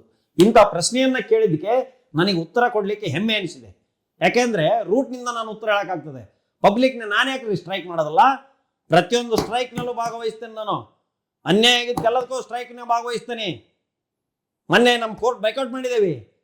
ಆನರಬಲ್ ಚೀಫ್ ಜಸ್ಟಿಸ್ ಅವ್ರಿಗೆ ಇದು ಮಾಡಿದ್ದಕ್ಕೆ ನಾನೇ ನಮ್ಮ ಪ್ರೆಸಿಡೆಂಟ್ರಿಗೆ ಹೇಳ್ರಿ ಬೈಕೌಟ್ ಮಾಡ್ಬೇಕು ಸರ್, ಚೀಫ್ ಜಸ್ಟಿಸ್ಗೆ ಮಾಡಿದ್ದು ಬೇರೆ ಎಲ್ಲ, ನಾವು ಕೋರ್ಟಿಂದ ನ್ಯಾಯಾಂಗದಿಂದ ಅನ್ನ ತಿಂತಾವ್ರಿ ಸರ್. ನಾವು ಒಂದು ಕೇಸ್ ಗೆದ್ರೆ ನಮಗೆ ಫೀಸ್ ಕೊಟ್ಟು ಹೋಗ್ತಾರೆ, ಮತ್ತೆ ಅಪೀಲ್ ಮಾಡಿದ್ರೆ ಇನ್ನೊಬ್ಬ ಲಾಯರ್, ಇಬ್ಬರಿಗೂ ಅನ್ನ ಸಿಗ್ತದೆ, ಸೋತ್ ಲಾಯರ್ಗೂ ಸಿಗ್ತದೆ. ಸೋತ್ ಲಾಯರ್ ಅಪೀಲ್ ಮಾಡ್ತಾರೆ, ಅವ್ರಿಗೆ ಅವ್ರು ಅನ್ನ ಕೊಟ್ಟ ಮತ್ತು ಫೀಸ್ ಕೊಟ್ಟ ಅಪೀಲ್ ಮಾಡ್ಬೇಕಲ್ಲ. ನಾನು ಕೇಸ್ ಸೋತ್ರೆ ನಾನು ಅಪೀಲ್ ಮಾಡ್ಬೇಕಲ್ಲ, ಅವಾಗೂ ಫೀಸ್ ಕೊಡ್ತಾರೆ ಅವರು. ಸೊ ಪಾರ್ಟೀಸು ಅವ್ರಿಗೆ ನ್ಯಾಯ ಸಿಗೋ ಮಟ್ಟ ಸುಪ್ರೀಂ ಕೋರ್ಟ್ ಮಟ್ಟ ಹೋಗಾರೆ. ಅಂದ್ರೆ ನಿಮ್ಮ ಫೇಸ್ಬುಕ್ ಪೋಸ್ಟ್ನಾಗ ಇನ್ನೂವರೆಗೂ ಯಾವ ಹೋರಾಟದ ಪೋಸ್ಟ್ಗಳ ಬಂದಿಲ್ಲ ಸರ್, ಅದಕ್ಕೆ ಜನ ಹಿಂದೆ ಹಾಕಿದ್ದೇನೆ, ಜಗ್ ಹಾಕೇನಿ. ಇಟಿಟಿಟಿಟ್ಗೆ ದುಡ್ಡು ತಗೊಂಡು ಹೋಗಲ್ಲ ಲಾಯರಲ್ಲ ನಾನು, ದುಡ್ಡು ತಗೊಂಡು ಹೋರಾಟ ಮಾಡಲ್ಲ ಲಾಯರಲ್ಲ ನಾನು. ದುಡ್ಡು ತಗೊಂಡು ಹೋಗಿ ಅಲ್ಲಿ ಧರ್ಮಸ್ಥಳದ ಮುಂದೆ ಮಾಡು ಅಂದರೆ, ಇಲ್ಲಿ ಇನ್ನೊಂದು ಹತ್ರ ಮಾಡು ಅಂದರೆ ಆ ಲಾಯರ್ ನಾನಲ್ಲ. ನಾನು ನ್ಯಾಚುರಲ್ ಆಗಿ ಮಾಡ್ತಕ್ಕಂಥ ಲಾಯರು. ನಾನು ಯಾರಿಗೂ ದುಡ್ಡು ಕೊಟ್ಟು ಮಾಡಿಸೋದಿಲ್ಲ, ನಾನು ಅಲ್ಲ. ಆಮೇಲೆ ಕೆಲವೊಬ್ರು ರೈತ ಸಂಘಟನೆ ಇದ್ದಾರೋ, ನನ್ನ ಮನೆ ಮುರಿದಾಗ ತಹಸೀಲ್ದಾರ್ಗೆ ಒಂದು ಮನವಿ ಕೊಡಕ್ಕೆ ಬಂದರು. ದೇ ರಿಸೀವ್ಡ್ 15,000 ನನ್ನಿಂದ ಲಂಚ ಇಸ್ಕೊಂಡಾರ. ಇದಕ್ಕೆ ಹೋರಾಟ ಅಂತಾರೆ? ಎಲ್ಲರೂ ಇಸ್ಕೊಳ್ಳೋದಲ್ಲ, ಎಲ್ಲ ರೈತರು ಇಸ್ಕೊಳ್ಳೋದಲ್ಲ, ಎಲ್ಲರೂ ಹೋರಾಟ ಮಾಡಲ್ಲ.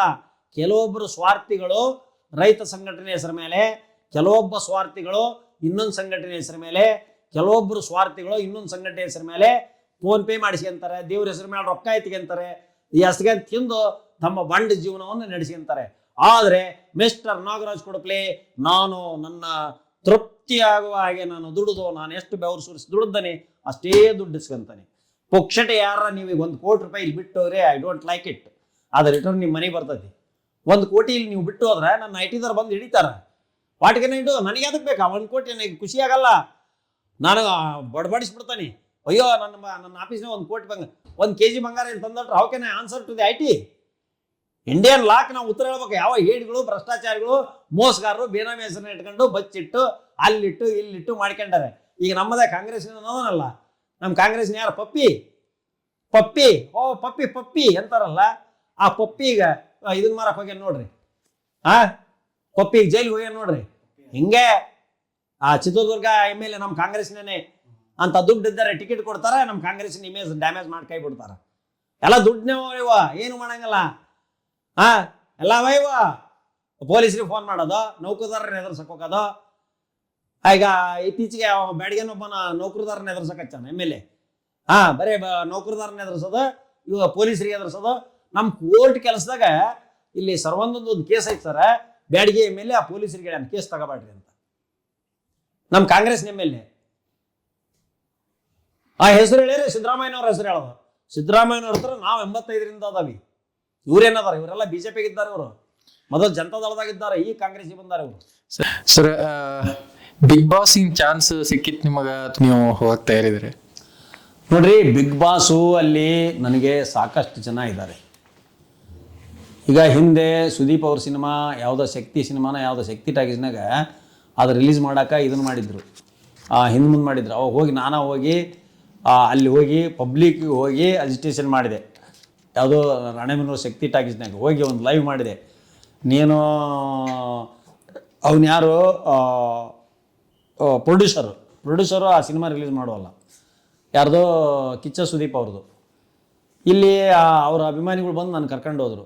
ನಾನು ಹೋಗಿ ಶಕ್ತಿ ಟಾಕೀಸ್ ಮುಂದೆ ನಾನು ಅಜಿಟೇಷನ್ ಮಾಡಿ, ಹೋರಾಟ ಮಾಡಿ, ಕಲೆ ನೋಡಲಿಕ್ಕೆ ಯಾಕಪ್ಪ, ಯಾರಾದ್ರೇನು ನಮ್ಮ ಕನ್ನಡಿಗರ ಸಿನಿಮಾ ರಿಲೀಸ್ ಮಾಡ್ಬೇಕು ಅಂದು ನಾನು ಗದ್ದಲ ಮಾಡಿದೆ. ಅವಾಗ ರಿಲೀಸ್ ಆಯ್ತು. ಆ ಮಾತು ಬೇರೆ. ನಾನು ಹೋಗಿ ಕೇಳೋನಲ್ಲ, ಅವರಾಗಿ ಕರಿಬೇಕು. ಅವ್ರೇನು ಮಾಡ್ತಾರೆ, 15-20 ದಿವಸ ಗಂಟಲೆ ಇರ್ಬೇಕಲ್ಲಿ.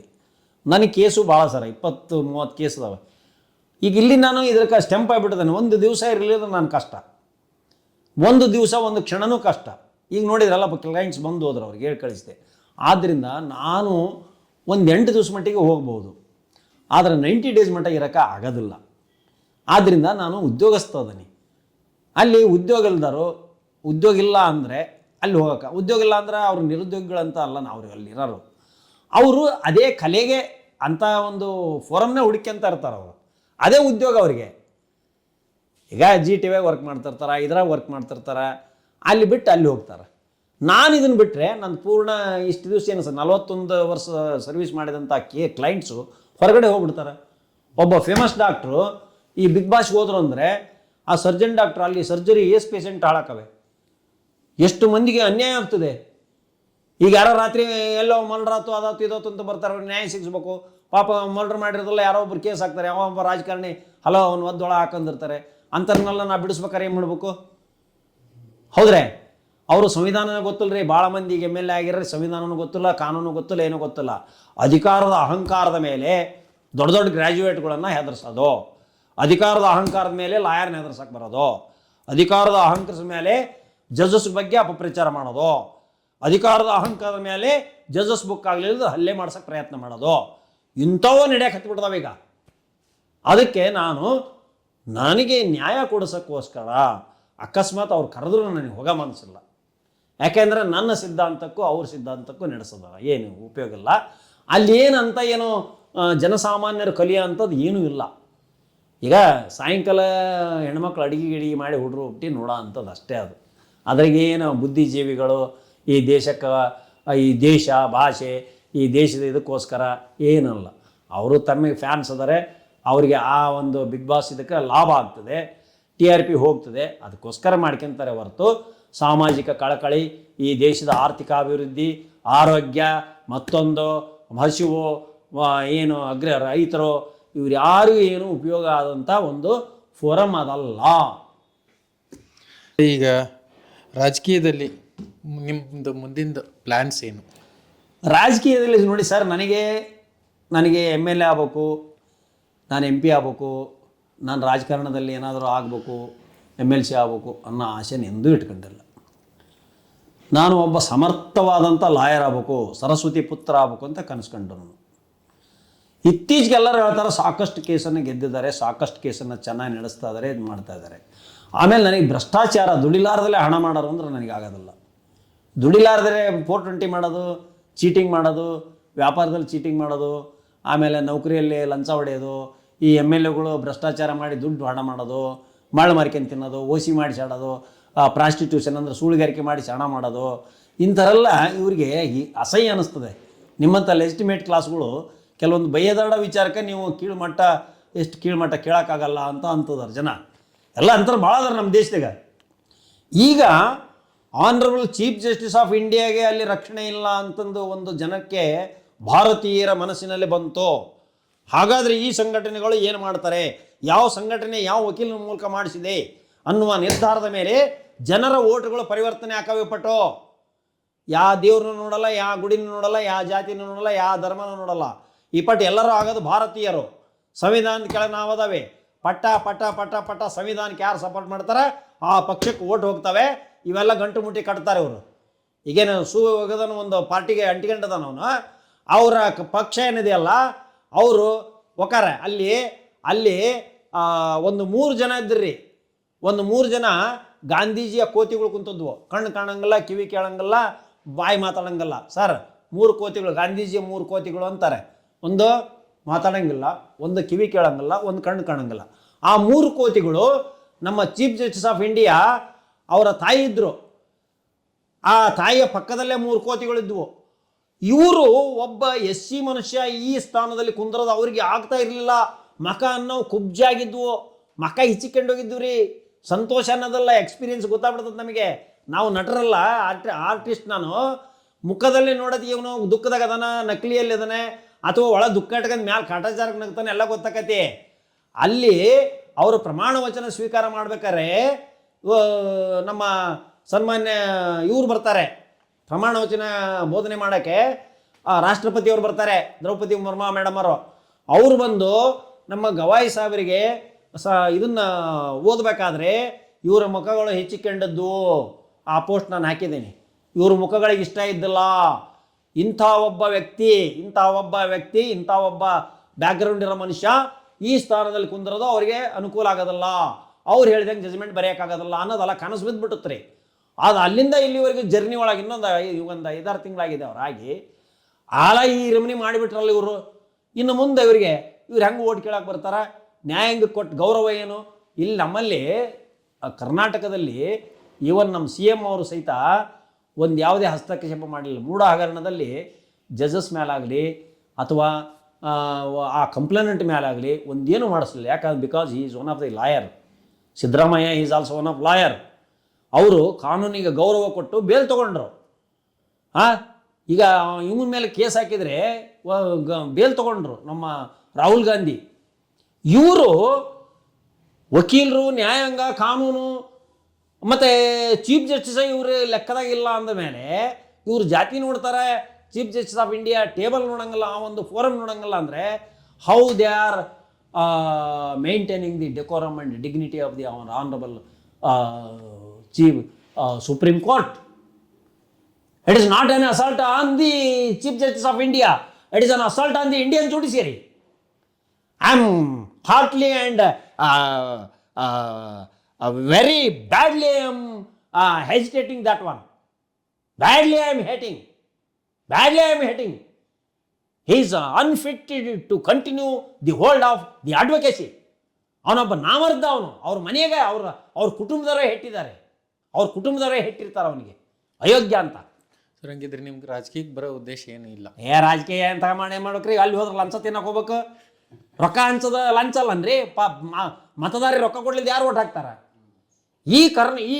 ನಾನು ಹಿಂದೆ ಹೇಳಿದ್ದೇನೆ, ಭಾರತದಲ್ಲಿ ಎಲೆಕ್ಷನ್ಯಾಗ ಗೆದ್ದು ಬಂದವರು ಯಾರು ರೊಕ್ಕ ಹಂಚದಂಗೆ ಮಾಡಿದ್ದಾರೆ ಅಪ್ಪು ಕೊಟ್ಟಿದ್ರು ಹೇಳ್ಬೇಕು. ಧರ್ಮಸ್ಥಳದಲ್ಲಿ ಮಂಜುನಾಥ್ ದೇವ್ರು ಐತಿ ಅಂತ ನಾನು ನಂಬ್ತಾನೆ. ಆದರೆ ಅಲ್ಲಿರ್ತಕ್ಕಂಥ ಅಡ್ಮಿನಿಸ್ಟ್ರೇಟರ್ನರು ನಡೆದಾಡುವ ಮನುಷ್ಯರ ದೇವರು ಅಂತ ನಾನು ಒಪ್ಪೋದಲ್ಲ. ಅವ್ರು ನಡೆದಾಡೋರು ಬಯಾಲಜಿಕಲಿ ಎಲ್ಲ ಹುಟ್ಟಿದಂಥ ಮನುಷ್ಯರು. ಅವರು ಒಬ್ಬ ಅಪ್ಪ ಅಮ್ಮ ಹುಟ್ಟಿರೋರು, ನಾವು ಅಪ್ಪ ಅಮ್ಮ ಹುಟ್ಟಿದವಿ. ನಾವು ಯಾರು ದೇವ್ರುಗಳಲ್ಲ. ಭಾರತದಲ್ಲಿ ಹುಟ್ಟಿದಂಥ ಮನುಷ್ಯರು ಯಾರೂ ದೇವ್ರುಗಳಲ್ಲ. ಯಾರ ಮೈಯಾಗೂ ದೇವ್ರು ಬರೋದಿಲ್ಲ, ಯಾರ ಮೈಯಾಗೂ ದೆವ್ವನೂ ಬರೋದಿಲ್ಲ. ಉಕ್ಕಡಗಾತ್ರಿಯಲ್ಲಿ ಅದನ್ನು ನಮಗೆ ಕಲಿಸಿದ್ದೇವೆ. ರಾತ್ರಿ ಸ್ಮಶಾನದಾಗ ಕುಂದಿರ್ತಾನೆ, ಹೋಗಿ ನಾನು ಒಬ್ಬನೇ ಕುಂದಿರ್ತಾನೆ. ನೀವು ಟೆಸ್ಟ್ ಮಾಡಂಗಿದ್ರೆ ಒಂದು ಸ್ಮಶಾನದಲ್ಲಿ ಇಂಥ ಸಾಮಾನು ಇಟ್ಟು ಬರ್ರಿ, ನಾನು ಒಬ್ಬನೇ ಹೋಗಿ ತಗೊಂಬರ್ತಾನೆ. ಅಷ್ಟು ತಾಕತ್ತು ನನಗಿದೆ ಸರ್. ಮಧ್ಯರಾತ್ರಿಯಲ್ಲಿ ಒಬ್ಬನೇ ಓಡಾಡ್ತಾನೆ ನಾನು. ಅಷ್ಟು ತಾಕತ್ತಿದೆ, ಅಷ್ಟು ಧೈರ್ಯ ಇದೆ ನನಗೆ. I don't care. ಏನ್ರಿ ಇವರು ಸಂವಿಧಾನದತ್ತವಾದಂಥ ಒಬ್ಬ ಹುದ್ದೆಗೆ ಅವಮಾನ ಮಾಡ್ತಾರ ಅಂದರೆ ಎಲ್ಲಿ ನಮ್ಮ ದೇಶ ಯಾವ ಕಡೆಗೆ ಹೊಂಟಿದೆ? ವಿದೇಶಿಯರು ಇಡೀ ಜಗತ್ತಿನಾದ್ಯಂತ ಎಲ್ಲ ದೇಶಗಳು ನೋಡಿ ನಕ್ಕಿದಾವೆ ಇದನ್ನು. ಅಂದರೆ this is not an defamation on the ಜಜಸ್. ಇದು ಗವಾಯಿಯವರ ಮೇಲೆ ಅಥವಾ ಆ ಧರ್ಮದವರ ಮೇಲೆ, ಆ ಜಾತಿಯವರ ಮೇಲೆ ಇದು ಆದಂಥ ಅನ್ಯಾಯ ಅಲ್ಲ. ಇದು ಯಾವನು ಮಾಡಿಸಿದಾನೆ, ಯಾವನು ಮಾಡಿದಾನೆ, ಯಾವನ ಸಂಘಟನೆ ಇದೆಯಲ್ಲ ಅವ್ರಿಗೆ ಇನ್ಸಲ್ಟ್ ಆಗಿದೆ. ಜಗತ್ತಿನಾದ್ಯಂತ ಜನ ಹೆಟ್ಟಿದ್ದಾರೆ. ಈ ನಮ್ಮ ಭಾರತೀಯರು ಈ ಪಟ್ಟ ಮುಂದಿನ ಎಲೆಕ್ಷನ್ನಲ್ಲಿ ಹೆಟ್ತಾರೆ. ಇವರು ಜೀವಮಾನದಾಗ ಇನ್ನು 2075 ಇವರು ಏನದಾರಲ್ಲ, ಈ ಮತೀಯವಾದಿಗಳು ಎಂದೂ ಅಧಿಕಾರಕ್ಕೆ ಬರೋದಿಲ್ಲ. ಧರ್ಮಸ್ಥಳದ ಮಂಜುನಾಥ ಇದೆ, ಅವರ ಹೆಸರು ಕೆಡ್ಸಕ್ಕೆ ಯಾರಿಂದನೂ ಆಗಲ್ಲ, ಯಾವ ಶಕ್ತಿಗಳಿಂದನೂ ಆಗೋದಿಲ್ಲ. ಧರ್ಮಸ್ಥಾನ ಮಂಜುನಾಥ ದೇವಾಲಯ ನಮ್ಮ ನಂಬಿಕೆ. ಆ ದೇವಾಲಯ ಹೆಸರು ಯಾರು ಕೆಡ್ಸೋಕ್ಕೂ ಆಗೋದಿಲ್ಲ. ಇವತ್ತು ನಾವು ಮಂಜುನಾಥ ಧರ್ಮಸ್ಥಳದ ಮಂಜುನಾಥ ದೇವರ ಪರವಾಗಿದ್ದೇವೆ. ಆದರೆ ಅಲ್ಲಿ ನಡೀತಕ್ಕಂಥ ನೈಜವಾದ ವರದಿಯನ್ನು ಕೊಟ್ಟರೊಬ್ಬರು ಬೆಂಗಳೂರನ್ನವರು. ನಮ್ಮರೇ ಒಬ್ಬರು ಶೆಟ್ಟಿಗಾರ್ ಅಂತ ಇದ್ದಾರೆ. ಅವರು ನನಗೆ ಹೇಳಿದರು, ಸರ್ ಅಲ್ಲಿ ಹಿಂಗೆಲ್ಲ ನಡೆದಿದ್ದಾವೆ ಅಂತ ನೈಜವಾದ ವರದಿಯನ್ನು ಕೊಡ್ತಿದ್ದಾರೆ ಅಂದ ನಾವು ನಂಬಲೇಬೇಕಲ್ಲ. ಹಾಗೆ ಮನುಷ್ಯರು ಮಾಡಿದಂಥದ್ದಿದು. ಸೌಜನ್ಯಕ್ಕೆ ಯಾಕೆ ನ್ಯಾಯ ಸಿಗಲಿಲ್ಲ? ಸಿಗಬೇಕು. ಸೌಜನ್ಯ ಅನ್ನೋ ಒಂದು ಹುಡುಗಿಯನ್ನು ಕೊಂದಿದ್ದಾರೆ ಅಂದರೆ ಸಂವಿಧಾನ, ಕಾನೂನು ಈ ದೇಶದಾಗೆ ನಾವೆಲ್ಲರೂ ಒಳ್ಳೆ ಜನ ಅದಾವೆ, ಮಾನುಷ್ಯತ್ವ ಒತ್ತದವೆ ಅಂದರೆ ಆ ಕಾಲೇಜ್ ಹುಡುಗಿಯನ್ನು ಕೊಂದವ್ರು ಅವನು ಸಂತೋಷರಾವ್ ಅಲ್ಲ ಅಂತ ಕೋರ್ಟ್ ಹೇಳಿದಾಗ ಮತ್ತೊಬ್ಬನೇ ಅವನು ಕೊಂದಿರಬೇಕು, ರೇಪ್ ಮಾಡಿರಬೇಕು, ಅವ್ರನ್ನ ತಗೊಂಬಂದು ಗಲ್ಲಿಗೆ ಹಾಕಬೇಕು. ಅವಾಗ ನಮ್ಮ ಸಂವಿಧಾನ, ನಮ್ಮ ಕಾನೂನು, ನಮ್ಮ ಧರ್ಮ, ನಮ್ಮ ದೇವರು ಅಂತ ನಾವು ಒಪ್ಕೊಂತೇವೆ. ಅಲ್ಲಿ ಮಠ ಒಪ್ಪೋದಲ್ಲ. ದ್ಯಾಟ್ ಈಸ್ ಮಿಸ್ಟರ್ ನಾಗರಾಜ್ ಕುಡುಕ್ಲಿಯರ್ ಅಡ್ವೊಕೇಟ್. ಸರ್, ಕಡೆಯದಾಗಿ ಯುವಕರಿಗೆ ನಿಮ್ಮ ಮೆಸೇಜ್ ಏನು? ಯುವಕರಿಗೆ ಉದ್ಯೋಗ ಇಲ್ಲ, ಕೆಲಸ ಮಾಡಲಿಕ್ಕೆ ಭಯಂಕರವಾದ ಮುಂದವೆ. ಇವತ್ತು ನಾನೇ ಮೊನ್ನೆ ಹೋಗಿದ್ದೀನಿ, ಕಣ್ಣಾರ ಕಂಡೆ. BCom ಓದ ಗ್ರ್ಯಾಜುಯೇಟ್ ಹುಡುಗ ರಾತ್ರಿ ಒಂದು ಹೋಟ್ಲ್ನಲ್ಲಿ ತಟ್ಟೆ ಎತ್ತ ಕೆಲಸ ಮಾಡ್ತಾನೆ. ಅಪ್ಪ ನಿನ್ನ ಹೆಸರೇನು ಅಂದೆ. ಹೇಳ್ದ. ಏನು ಯಾಕೆ ಇಲ್ಲಾಕದೀಯ ಅಂದೆ. ಸರ್ ನಾ ಸ್ಟೂಡೆಂಟು, ರಾತ್ರಿ ಬಂದು ಈ ಕೆಲಸ ಮಾಡ್ಕೊಂಡು ನನ್ನ ಓದಿನ ಖರ್ಚನ್ನು ಮೇಂಟೈನ್ ಮಾಡ್ಕೊಂತಾನೆ. ಯಾಕೆ ಅವನಿಗೆ ಯಾಕೆ ಸ್ಕಾಲರ್ ಇಲ್ಲ? ಅವನಿಗೆ ಯಾಕೆ ಸೆಂಟ್ರಲ್ ಗೌರ್ಮೆಂಟ್ ಸ್ಟೇಟ್ ಗೌರ್ಮೆಂಟ್ ಓದೋ ಹುಡ್ರಿಗೆ ಯಾಕೆ ಸಹಾಯ ಮಾಡೋದಲ್ಲ? ಫ್ರೀ ಎಜುಕೇಷನ್ ಯಾಕೆ ಕೊಡ್ತಾ ಇಲ್ಲ? ಆ ಹುಡುಗ ರಾತ್ರಿ ನಾನ್ ವೆಜ್ ಖಾನಾವಳಿಯಲ್ಲಿ ತಟ್ಟೆಯನ್ನು ಎಂಜಲು ಎತ್ತಿ 300-500 ದುಡ್ಕೊಂಡು ಹೋಗ್ತಾನೆ. ಆ ಹುಡುಗನಿಗೆ ನಾನೊಂದು 150 ರೂಪಾಯಿ ಕೊಟ್ಟೆ ಟಿಪ್ಸನ್ನು. ನೀವು ಓದೋ ಹುಡುಗ ತಗೊಳಪ್ಪ ಅಂದೆ. ಬೇಡ ಸರ್ ಅಂದ. ಓದಪ್ಪ, ನಿನಗೇನಾರ ಓದಕ್ಕೆ ಸಹಾಯ ಬೇಕಾದ್ರೆ ಬುಕ್ಕು ಬೇಕಾದ್ರೆ ಬರ್ರಿ ಕೊಡ್ರಿ ಅಂತ ಹೇಳಿದೆ ನಾನು. ಇವತ್ತು ಯುವಕರು ದುಡಿದು ತಂದೆ ತಾಯಿಯನ್ನು ಸೇರಿಸಿ ತಾವೂ ಏನಾದರೂ ಆಗಬೇಕು ಅಂತ ಸೈದ್ಧಾಂತಿಕವಾಗಿ ಓದ್ತಾ ಇದ್ದಾರೆ ರೀ. ಅವರು ನೋಡಿಬಿಟ್ರೆ ನನ್ನ ರಕ್ತ ಹಂಗೆ ಕತ್ತ ಕುದ್ದು ಬಿಡ್ತೀರಿ. ನಾವು ಇಂಥ ದೇಶದಾಗ ಅದಾವ. ಆ ಹುಡುಗ ರಾತ್ರಿ ನಮ್ಮಪ್ಪ ನಮ್ಮನ್ನು ಓದಿಸ, ನಾನೇ ಆ ಸ್ಥಾನದಲ್ಲಿ ಇದ್ದಿದ್ರೆ ನಾನು ಹೋಗಿ ಒಂದು ಖಾನಾವಳಿಯಲ್ಲಿ ಎಂಜಲೆತ್ತಿ ನಾ ದುಡಿದು ಎಂಜಲೆತ್ತದು ಅದು ಅವನ ಅಸಹ್ಯ ಅಲ್ಲ, ಅವನ ಕರ್ಮ ಅಲ್ಲ. ಕಾಯಕವೇ ಕೈಲಾಸದ ಬಸವಣ್ಣ ಹೇಳ್ಯಾರ. ಅದು ಪ್ರೌಢು. ಹೆಮ್ಮೆಯಿಂದ ಮಾಡ್ತಮ್ಮ ಅಂತ ಹೇಳಿದೆ, ಹೆಮ್ಮೆಯಿಂದ ಮಾಡು ಅಂತ ಹೇಳಿದೆ. ನಾವು ಪವಿತ್ರವಾದದ್ದು ಸಗಣಿ ನಮಗೆ ರೈತರಿಗೆ. ಇವತ್ತು ನಾನು ಸಗಣಿ ಹೊಡೆದು ಬಂದ ರೈತನ ಮಗ ಅಂತ ಹೆಮ್ಮೆಯಿಂದ ಇವತ್ತು ಹೇಳ್ಕೊಂತಾನೆ. That is great. ನಾನು ಲಾಯರ್ ಮ್ಯಾಗ್ನಿಂದ ಹೇಳ್ದು ಬಂದಲ್ಲ, ನಾನು ಅಲ್ಲಿ ಸಗಣಿ ಹೊಡೆದು ಎತ್ತಿ ದನ ಮೇಯಿಸಿ ಎಮ್ಮೆ ಕಾದು ಬಂದದ್ರಿಂದ ಇವತ್ತು ಲಾಯರ್ ಆಗಿದ್ದೀನಿ. ಆ ಮೂಲ ವೃತ್ತಿಯನ್ನು ನಾನು ಮಾಡಿದ್ರೆ ಇವತ್ತು ಲಾಯರ್ ಹಾಕಿದ್ದಲ್ಲ. ನಮ್ಮಪ್ಪ ಒದ್ದು ನನಗೆ ಬುದ್ಧಿ ಕಲಿಸಿದ್ರೆ ನಾನು ಲಾಯರ್ ಹಾಕಿದ್ದಲ್ಲ. ಒದ್ದು ಬುದ್ಧಿ ಕಲಿಸಿದ್ರೆ ನಾನು ಒಳ್ಳೆ ಮನುಷ್ಯ ಆಗ್ತಿದ್ದಲ್ಲ. ನಾನೊಬ್ಬ ರೇಪಿಸ್ಟೋ, ನಾನೊಬ್ಬ ಡಕಾಯಿತಿನೋ, ನಾನೊಬ್ಬ ಸಮಾಜ ವಂಚಕನೋ ಅಥವಾ ಭ್ರಷ್ಟ ರಾಜಕಾರಣಿಯೋ 420ನೋ ಕೊಲೆಬಾತಕನೋ ಏನೋ ಆಗಿ ಜೈಲು ಸೇರಿರ್ತಿದ್ದೆ. ನನ್ನಲ್ಲಿರ್ತಕ್ಕಂಥ ಸಿಟ್ಟು ಮತ್ತೊಂದು ಇದಕ್ಕೆ ನಾವು ಗಾಂಧಿ ಸಿದ್ಧಾಂತಕ್ಕೆ ನಾವು ಒಳಗೊಂಡ್ವಿ. ಗಾಂಧಿ ಸಿದ್ಧಾಂತಕ್ಕೆ ಒಳಗೊಂಡ್ವಿ. ಮಹಾತ್ಮ ಗಾಂಧೀಜಿಯ ಸತ್ಯ, ಶಾಂತಿ, ಅಹಿಂಸೆ ಅನ್ನೋದನ್ನು ಕೋಟಿ ಗಂಟಲೆ ಓದಿದ್ದೇವೆ ನಾವು. ಇವತ್ತು ಮಹಾತ್ಮ ಗಾಂಧಿ ಫಸ್ಟ್ ಫೋಟೋ ಹಾಕಿರೋದು ನೋಡ್ರಿ ಗಾಂಧೀಜಿ. ಸೆಕೆಂಡ್ ಬಡ ರಾಷ್ಟ್ರ ಕಟ್ಟಿದಂಥ ನೆಹರು, ಬ್ರಿಟಿಷರ ವಿರುದ್ಧ ಈ ಸಂವಿಧಾನ ಬರೆದಂಥ ನಮ್ಮ role model doctor Baba Saheb Ambedkar ಅವರು. ಈ ಬ್ರಿಟಿಷರ ವಿರುದ್ಧ ಹೋರಾಟ ಮಾಡಿದಂಥ ಒಬ್ಬ ಪ್ರತಿಭಾನ್ವಿತ ಬ್ರಿಟಿಷ್ ವಿರುದ್ಧ ಹೋರಾಡಿದನವನು. ಯಾವ ಧರ್ಮದಂತ ಗೊತ್ತಿಲ್ಲ, ಟಿಪ್ಪು ಸುಲ್ತಾನ್. ಆಮೇಲೆ ನಮ್ಮ ದೇಶವನ್ನು ರೈತ ಜೈ ಜವಾನ್ ಜೈ ಕಿಸಾನ್ ಅಂತ ಗರೀಬಿ ಆಟೋ ಅಂತ ಮಾಡಿದಂಥ ಇಂದಿರಾ ಗಾಂಧಿ, ಅವ್ರಿಗೆ ಹ್ಯಾಂಡ್ಶೇಕ್ ಮಾಡೀನಿ, ನಮ್ಮ ದೊಡ್ಡವ್ವಕ್ಕೆ. ಆದ ನಂತರ ಗಾಂಧೀಜಿ, ನಮ್ಮ ಅಣ್ಣ ರಾಜೀವ್ ಗಾಂಧಿ ಪೈಲಟ್ ಕೆಲಸ ಬಿಟ್ಟು ಬಂದು ಈ ದೇಶದ ಪ್ರಧಾನಿಯಾದರು. ಇವರಿಬ್ಬರನ್ನು ಕೊಂದದ್ದನ್ನು ನೋಡಿದಂಥ ಮಕ್ಕಳು ಇವರಿಬ್ಬರು. ಹಿಂದಲ್ಲ ಮುಂದಲ್ಲ ಆ ವಿದೇಶದಿಂದ ಬಂದಂಥ ಇಟಲಿ ಮಹಿಳೆ, ಆ ಅಮ್ಮ ಹೆದರಲಿಲ್ಲ. ಹೆದರಿ ಇಟಲಿಗೆ ಸಂಪತ್ತು ಕಟ್ಟಿಗೆಂದು ಓಡಿ ಹೋಗ್ಬಿಡ್ಬೋದಾಯಿತು, ಹೋಗಲಿಲ್ಲ. ಸಣ್ಣ ಮಕ್ಕಳನ್ನು ಕಂದಮ್ಮಗಳನ್ನು ಇಟ್ಕೊಂಡು ಇವತ್ತು ಜೀವನ ಮಾಡ್ತಾ ಇದ್ದಾಳೆ. ಆ ತಂದೆ ಅಜ್ಜಿಯನ್ನು ಕಳ್ಕೊಂಡ ಮಕ್ಕಳು ಇವತ್ತು ಹೋರಾಟ ಮಾಡ್ತಾ ಇದ್ದಾರೆ. ಅವರು ನಮ್ಮ ಇದರಲ್ಲಿ ಅವರು ಇಟಲಿಯರವರಿಗೆ ಇದು ಇಲ್ಲ ಅಂದರೆ ಅವ್ರು ಹೆಂಗೆ ಭಾರತೀಯರಲ್ಲದ್ರೆ ಅವ್ರಿಗೆ ಹೆಂಗೆ ಟಿಕೆಟ್ ಕೊಟ್ಟರು, ಅವ್ರು ಹೆಂಗೆ ಕಾಂಗ್ರೆಸ್ನಿಂದ ಸಂಸತ್ ಭವನದಲ್ಲಿ ಮಾತಾಡಿದರು. ಆ ಸಂಸತ್ ಭವನದಲ್ಲಿ ಪ್ರಿಯಾಂಕಾ ಗಾಂಧಿ ಹೆಂಗೆ ಮಾತಾಡ್ತಾಳೆ, ಇವನು ಹೆಂಗೆ ಮಾತಾಡ್ತಾನೆ. So that we are inspired that ಅಣ್ಣಲ್ಲ ತಮ್ಮಲ್ಲ ರಾಹುಲ್ ಗಾಂಧಿ ಒಬ್ಬನೇ ಹೋರಾಟ ಮಾಡ್ತಾನೆ, ಒಬ್ಬನೇ ಪಾದಯಾತ್ರೆ ಮಾಡ್ತಾನೆ. ಇವರು ಪಾದಯಾತ್ರೆ ಮಾಡಿರಿ, ಇವ್ರಿಗೆ ಭ್ರಷ್ಟಾಚಾರಿಗಳು ನಮ್ಮ ರಾಹುಲ್ ಗಾಂಧಿ ಹೆಂಗೆ ಪಾದಯಾತ್ರೆ ಮಾಡಲಿ, ನಮ್ಮಂಗೆ ಪಾದಯಾತ್ರೆ ಮಾಡಲಿ. ನಾವು ದಿನ 3-4 ಕಿಲೋಮೀಟರ್ ನಡೀತೀವಿ. ನಡೆಯನ್ರಿ, ಈ ವಯಸ್ಸಿನಾಗ 3-4 ಕಿಲೋಮೀಟರ್ ನಡೀತೇನೆ ರೀ ನಾನು. ಸೊ ದ್ಯಾಟ್ ಅದೇ ನಮಗೆ ಹೆಂಗೆ ಎನರ್ಜಿ, ನಾವು ಅದರಿಂದನೇ ಸ್ಟ್ರಾಂಗ್ ಇರೋದು. ನ್ಯಾಯಯುತವಾಗಿರ್ತವೆ. ಈ ದೇಶಕ್ಕಾಗಿ ಪ್ರಾಣ ಕೊಡೋಕ್ಕೆ ಸರ್ವಜ್ಞ ಬಂದು ನಾವು ರೆಡಿ ಇದ್ದಾವೆ. ದೇಶಕ್ಕಾಗಿ, ದೇಶದ ಉಳಿವಿಗಾಗಿ, ಬಡವರಿಗಾಗಿ, ದುಡ್ಡು ತಿನ್ನುವರ ಪರವಾಗಿ. ನಾನು ಜಾತಿವಾದಿ ಅಲ್ಲ, ನಾವು ಲಿಂಗಾಯತರ ವಿರೋಧಿ ಅಲ್ಲ, ನಾವು ಬ್ರಾಹ್ಮಣರ ವಿರೋಧಿ ಅಲ್ಲ, ನಾವು ಹಿಂದುಳಿದವರ ವಿರೋಧಿನಲ್ಲ, ಮುಸಲ್ಮಾನ್ ವಿರೋಧಿನಲ್ಲ, ಕ್ರಿಶ್ಚಿಯನ್ ವಿರೋಧಿ ಅಲ್ಲ, ಸಿಂಗ್ಸ್ ವಿರೋಧಿನೂ ಅಲ್ಲ, ನಾವು ಮತ್ತು ಜೈನ್ಸ್ ವಿರೋಧಿನೂ ಅಲ್ಲ, ಪಾರ್ಸಿ ವಿರೋಧಿನೂ ಅಲ್ಲ, ನಾವು ಬನಿಯಾ ವಿರೋಧಿನೂ ಅಲ್ಲ. ಎಲ್ಲ ಧರ್ಮಗಳನ್ನು ಕೂಡಿದಂಥ ಸರ್ವ ಜನಾಂಗದ ಶಾಂತಿಯ ತೋಟ ಭಾರತ ಅಂತ ಹೇಳಿ ಬರೆದಂಥ ಈಗ ನಾಡಿನ ಬಗ್ಗೆ, ನಾಡಿನ ಹೆಮ್ಮೆಯ ಕವಿ, ಜ್ಞಾನಪೀಠ ಪ್ರಶಸ್ತಿ ವಿಜೇತ ಅವರ ಕುವೆಂಪು ಅವರ ಕುಪ್ಪಳ್ಳಿ ವೆಂಕಟಪ್ಪ ಪುಟ್ಟಪ್ಪ ಅವರ ಪಾದ ಕಮಲಗಳಿಗೆ ಇಲ್ಲಿಂದಲೇ ನನ್ನ ಶಿರಸಾಷ್ಟಾಂಗ ನಮಸ್ಕಾರಗಳು. ಎಂತಿಂತಾರದಾರೆ. ಅದೇ ಬ್ರಾಹ್ಮಣರಲ್ಲಿ ಶಿವರಾಮ್ ಕಾರಂತರವರು ಹತ್ತಿರ PUC ಓದ್ಬೇಕಾದ್ರೆ ಅವ್ರ ಹತ್ರ ಹೋಗಿ ಹ್ಯಾಂಡ್ಲಾಗ್ ಮಾಡಿದವು ನಾನು. ಬೀಚಿ ಅವ್ರನ್ನ ಎದುರಿಗೆ ನೋಡಿದವ್ರು ನಾನು. ಅವ ಜಾತಿ ಧರ್ಮ ಇದ್ದೇ ಅಲ್ಲ. ಬ್ರಾಹ್ಮಣರವರು ಶಿವರಾಮ್ ಕಾರಂತರವರು ಆ ಬ್ರಾಹ್ಮಣರನ್ನ ಜಾತಿ ಆಧಾರದ ಮೇಲೆ ನಾನು ಅವ್ರನ್ನ ವಿರೋಧ ಮಾಡೋದಲ್ಲ. ಅವ್ರ ಪಾದಕ್ಕೆ ಖಾಲಿ ಬೀಳ್ತಾನೆ ನಾನು, ಹೌದಾ? ಸೊ ಈ ರೀತಿ ನಮ್ಮ ಹೋರಾಟ ಮಾಡಿ ಕಿತ್ತೂರು ಚೆನ್ನಮ್ಮನ ನೋಡ್ರಿ, ಒಬ್ಬ ಮಹಿಳೆ ಹೋರಾಟ ಮಾಡಿದ್ದಾರೆ. ಸೊ ಆದ್ದರಿಂದ ನಾನು ಒಬ್ಬ ಭಾರತೀಯನಾಗಿರ್ತೀನಿ, ಭಾರತೀಯಾಗಿ ಸಾಯ್ತೀನಿ. ನನಗೆ ಮನುಷ್ಯ ಜಾತಿ, ನಮ್ಮದು ಮನುಷ್ಯ ಧರ್ಮ ಹುಟ್ಟಿರೋದು ಹಿಂದೂ ಧರ್ಮದಲ್ಲಿ. ದೇವರ ಆ ಧರ್ಮದಲ್ಲಿ ಹುಟ್ಟಿದ್ದಾನೆ. ನೇಕಾರ ಪದ್ಮಶಾಲಿ ಜನಾಂಗದಲ್ಲಿ ಹುಟ್ಟಿಸಿದ್ದಾನೆ. ನಾವು ಕೊಡೋದು ತಗೊಳ್ಳೋದು ನಮ್ಮ ಸಮಾಜದ ಏನದವ ಅದನ್ನು ನಾವು ಮಾಡ್ತೇವೆ. ಆದರೆ ನಾನು ಅದೇ ಒಂದು ಸಮಾಜವನ್ನು ಓಲೈಸಿದ್ರೆ ನಾನು ಮೈಕ್ರೋಗಿ ಸಣ್ಣದಾಗ್ತೇನೆ. ನಾನು ಸಣ್ಣನಾಗಕ್ಕೆ ಯೋಚನೆ ಮಾಡಲ್ಲ. ಇಡೀ ಜಗತ್ತೇ ನನ್ನ ಮಾನವ ಧರ್ಮ. ಜಗತ್ತಿನ ಜನರೆಲ್ಲ ನನ್ನ ಮಾನವ ಧರ್ಮದವ್ರು ನನ್ನ ಪ್ರೀತಿಸ್ತಾರೆ. ಜಗತ್ತಿನ ಜನ ನಾನು ಪ್ರೀತಿಸ್ತೇನೆ, ಎಕ್ಸೆಪ್ಟ್ ದಿ ಟೆರರಿಸ್ಟ್. ಭಯೋತ್ಪಾದಕರು ಯಾರೇ ಇರಲಿ, ಹಿಂದೂ ಧರ್ಮದಾಗಿರಲಿ, ಕ್ರಿಶ್ಚಿಯನ್ ಧರ್ಮದಾಗಿರಲಿ, ಇಲ್ಲಿಗಾಲಿಟಿ ಇಲ್ಲಿಜಿಟಿಮಿಟಿ ಯಾವನ್ ಮಾಡ್ತಾನೆ, ಭ್ರಷ್ಟ ಯಾವನ್ ಮಾಡ್ತಾನೆ, ಯಾವ ಧರ್ಮೀಯನೇ ಆಗಿದ್ರು ಗುಂಡು ಹಾಕ್ವಲ್ರಿ ಅನ್ನೋ ನಾನು. ಅವ್ರನ್ನ ಕಾನೂನುಗೆ ಒಳಪಡಿಸ್ರಿ ಅನ್ನೋ. ಅವ್ರನ್ನ ನಾವು ಹಿಡಿಬೇಡಿ ಅನ್ನಂಗಲ್ಲ. ಚೀಫ್ ಜಸ್ಟಿಸ್ ಆಫ್ ಇಂಡಿಯಾ ತಪ್ಪು ಮಾಡಿದರೆ there is number of laws in ಆರ್ to take action against them. In spite of that they try to assert it is bad under the law. ಜೈ ಹಿಂದ್, ಜೈ ಕರ್ನಾಟಕ. ಸರ್, ಇಷ್ಟೊತ್ತು ನಮ್ಮ ಜೊತೆ ಟೈಮ್ ಸ್ಪೆಂಡ್ ಮಾಡಿದ್ರಿ. ಎಲ್ಲೂ ಸೋಷಿಯಲ್ ಮೀಡಿಯಾದಲ್ಲಿ ಶೇರ್ ಮಾಡದೇ ಇರತಕ್ಕಂಥ ವಿಷಯಗಳನ್ನು ಶೇರ್ ಮಾಡಿದ್ರಿ. ಈ ವಿಷಯವಾಗಿ ನಿಮಗೆ ಭಾಳ ಧನ್ಯವಾದಗಳು sir. Thank you very much. ತಾವು ನನಗೆ ಅವಕಾಶ ಕೊಟ್ಟದಕ್ಕೆ ಧನ್ಯವಾದಗಳು. ನಾನೇನು ಹೇಳಿದ್ದೀನಿ, ದಿಸ್ ಈಸ್ ಆಲ್ ಟ್ರೂತ್, ಸತ್ಯವನ್ನೇ ನಾನು ಹೇಳಿದ್ದೀನಿ.